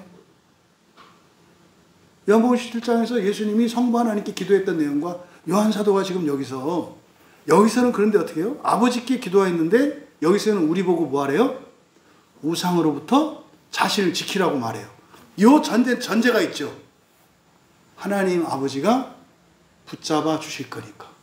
그런데 하나님 아버지가 붙잡아 주시는데 너희들이 하나님 손을 뿌리치고 갈 수도 있다 없다? 있다는 거야. 이게 그래서 요한복음이 요한 1서를 만나야 완전히 해석이 된다고요. 그러니까 여러분들이 하나님의 손길을 뿌리치지 말라는 거예요. 근데요, 그럴 수 있다는 거예요. 그래서 너희 자신을 지켜라. 그럼 여러분, 우상을 하나님으로 착각하기 때문에 그렇죠. 우상. 그러면 이 우상이라는 말이 뭔가? 예, 여기서 그대로면 이게 에이돌론인데, 에이도 보다라는 말이거든요. 에이돌론, 보다, 알다라는 동사에서 만들어진 파생어예요. 그러니까 우상은 뭐냐면요, 내가 본 거, 내가 아는 거, 이게 우상의 뜻이에요. 언어적인 의미는. 그러니까 내가 알고 있는 것, 내가 본 것, 감각한 거죠. 내가 감각하고 내가 알고 있는 것, 이게 우상이에요. 그러니까 뭐냐, 여러분의 절대정신이라고. 그래서 우상의 첫 번째 요소는 보이고 알고 있는, 보고 안 거예요. 여러분들이 본 것, 여러분들이 들은 것, 여러분이 만진 것, 그리고 여러분이 알고 있는 것, 이게 우상의 첫 번째 개념이에요. 그러니까 여러분들이 알고 있는 것을 절대시하지 마라 이 말이에요. 그러면 그게 우상이 돼요. 절대시하면. 우리의 생각은 온전하지 않아요. 하나님의 생각만 온전해요. 우리의 생각은 불완전해요. 근데 여러분들이 보고 듣고 배우고 공부해서 아는 것들을 절대시하면 이게 우상이에요. 이게 오늘날 무슨 주의하는 것들이에요. 다. 무슨 주의는 다 옳다. 이게 우상이라니까요. 저는 확신 있게 말할 수 있어요. 무슨 주의자라고 하시는 분들 다 우상주의자예요. 우상주의라고. 우리는요, 오직 성경만을 믿어요. 오직 성경만을. 그러니까 무슨 주의자들은요, 편하게 살 수 있어요. 왜? 우리와 너희로 나누어서 살거든요. 그러니까 우리끼리 좋고, 그리고 너희는 미워하고 죽이면 되거든요. 딱 맞아요, 우리한테.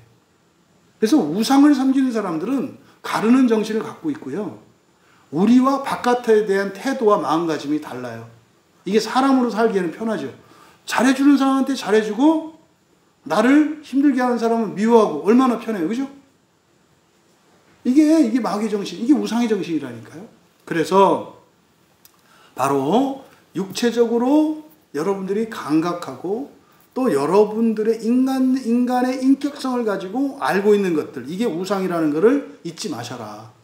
그러면 우리가 바라보아야 하는 소망은 오직 하나님이세요. 여러분들이 꿈꿔야 하고 여러분들이 바라보아야 하는 것은 부활과 하나님 나라인 것을 잊지 말라는 거예요. 이것이 요한 사도께서 마지막으로 우리에게 주신 명령이에요. 이 말씀은 배경이 뭐라고 그랬습니까? 요한복음과 요한의 인생의 마지막 사이에 이 모순들, 교인들에게서 일어나는 이상한 일들, 부패와 타락, 죄의 길로 가는, 그리고 성령의 역사가 나타나지 않는 이거에 대한 문제의식에 대한 답이 요한일서예요. 마지막 요한 사도께서 주신 자녀들아, 너희 자신을 우상들로부터 지키라 라고 하는 이 말씀과 예수 그리스도께서 성부 하나님께 악한 자로부터 저들을 지켜주시기로 하셨던 기도의 기초 위에서 또 오늘날 이 시대는 눈으로 볼 수 있는 성령님, 이거예요. 우리가 볼 수 있는 것은 이거라고. 그런데요, 이 책 자체가 우상이 되면 안 된다고요. 이 책 자체가. 이거는요, 계속 번역하고 이 뜻을 드러내야 한다고. 그래서 성경 자체도 우상이 될 수 있다고 하는 거. 그래서 여러분, 정말 요한 사도의 그 요한일서 편지를 마쳤을 때 요한 사도가 바랐던 것, 그것은 생생한 성령의 역사와 첫째 부활을 현재적으로 살아가는 그리스도인들을 통해서 이 세상의 모든 사람들이 그리스도께 돌아오기를 바라는 거였어요.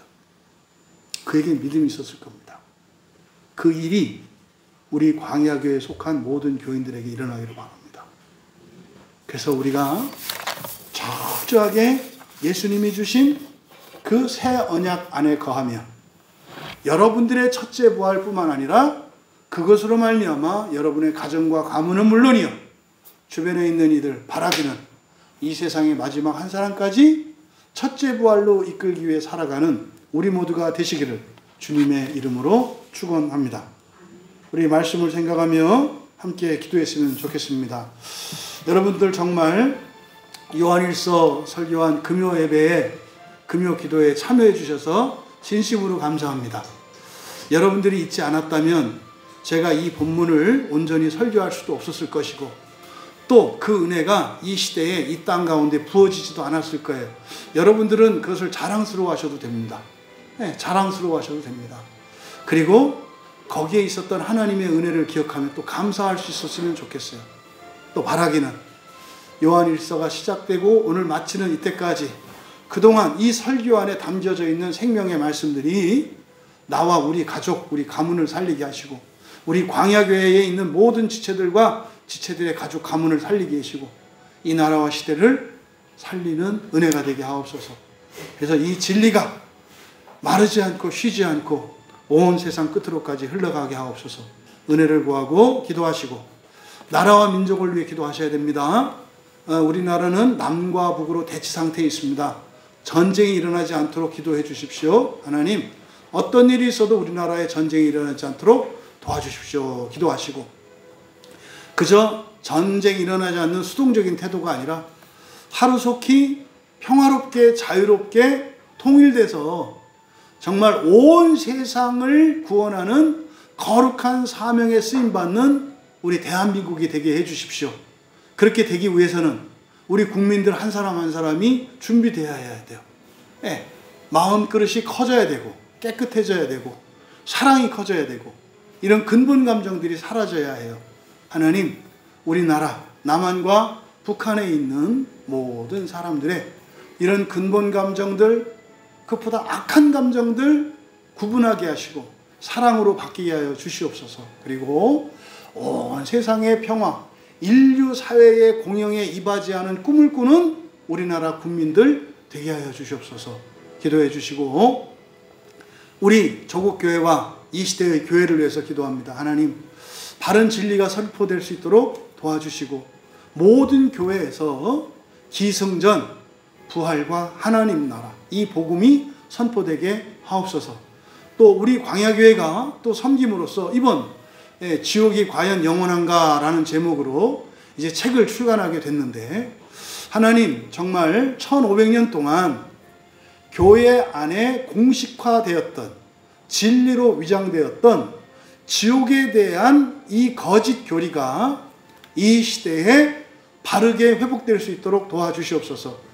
이 영원한 지옥에 대한 잘못된 교리만 회복돼도 많은 부분에 있어서 회복이 됩니다. 정말로. 교인들뿐만 아니라 각 개교회뿐만 아니라 교단들에 있어서 또 종교들 간의 민족 간의 이런 분쟁도 많은 부분에서 큰 정말 전기를 이룰 수 있습니다. 그래서 또 우리가 교회적인 사명입니다. 성경을 바로 드러내는 것이. 그래서 지옥에 대한 잘못된 교리가 이 시대에 밝히 드러나게 하시고 바른 진리로 대체되고 가르쳐질 수 있도록 기도해 주시고 우리 광야교회를 위해서 기도할 때 우리 광야교회에 있는 모든 지체들은 사명 가운데 있어요. 하나님, 정말 생생한 성령의 역사를 경험하게 하시고 모든 교인들이 한 소망 안에 있게 하여 주시옵소서. 모든 교인이 첫째 부활을 위해서 살게 하시고 나만을 위한 나만의 첫째 부활이 아니라 우리 가족, 우리 가문뿐만 아니라 온 인류와 모든 시대의 첫째 부활을 위해서 살아가는 그 한 소망 안에 하나 되게 하여 주시옵소서. 기도해 주시고 또 현재 우리 교인들 안에 있는 개인적이고 가정적이고 또 이런 가족들 관계 이러저러한 어려움들이 있어요. 하나님, 이것으로 낙심하거나 좌절하는 게 아니라 그 뒤에 가려져 있는 소망을 보게 하여 주시옵소서. 이 고통과 고난을 통해서 이 세상을 구원하시는 하나님의 그 놀라운 선하신 일에 기쁨으로 영광으로 참여할 수 있도록 우리 교인들에게 은혜를 주시도록, 그리고 죄에서 돌이키고 죄 짓는 것을 부끄러워하고 죄 짓는 것을 두려워하며 우리 주 예수 그리스도의 완전에 이르기를 소망하는 우리 광야교인 되도록 기도하시고, 오늘 주일은 성수주일입니다. 주일 예배가 있고 주일 예배 가운데 성찬식이 있습니다. 모든 교인들이 언약을 언약 갱신을 잘 준비할 수 있도록 도와주시고, 또 마지막 주일로 드리는 성수주일, 주일 성수가 공동체정으로 이루어져서 정말 안식일을, 한날을 거룩하게 지킬 때 하나님께서 약속하신 그 날의 복을 우리 광야 교회에서 보게 하여 주시옵소서. 그 영광을 모든 교인들이 누리게 하여 주시옵소서. 기도하시고 편안히 개인적으로 돌아가면 되겠습니다.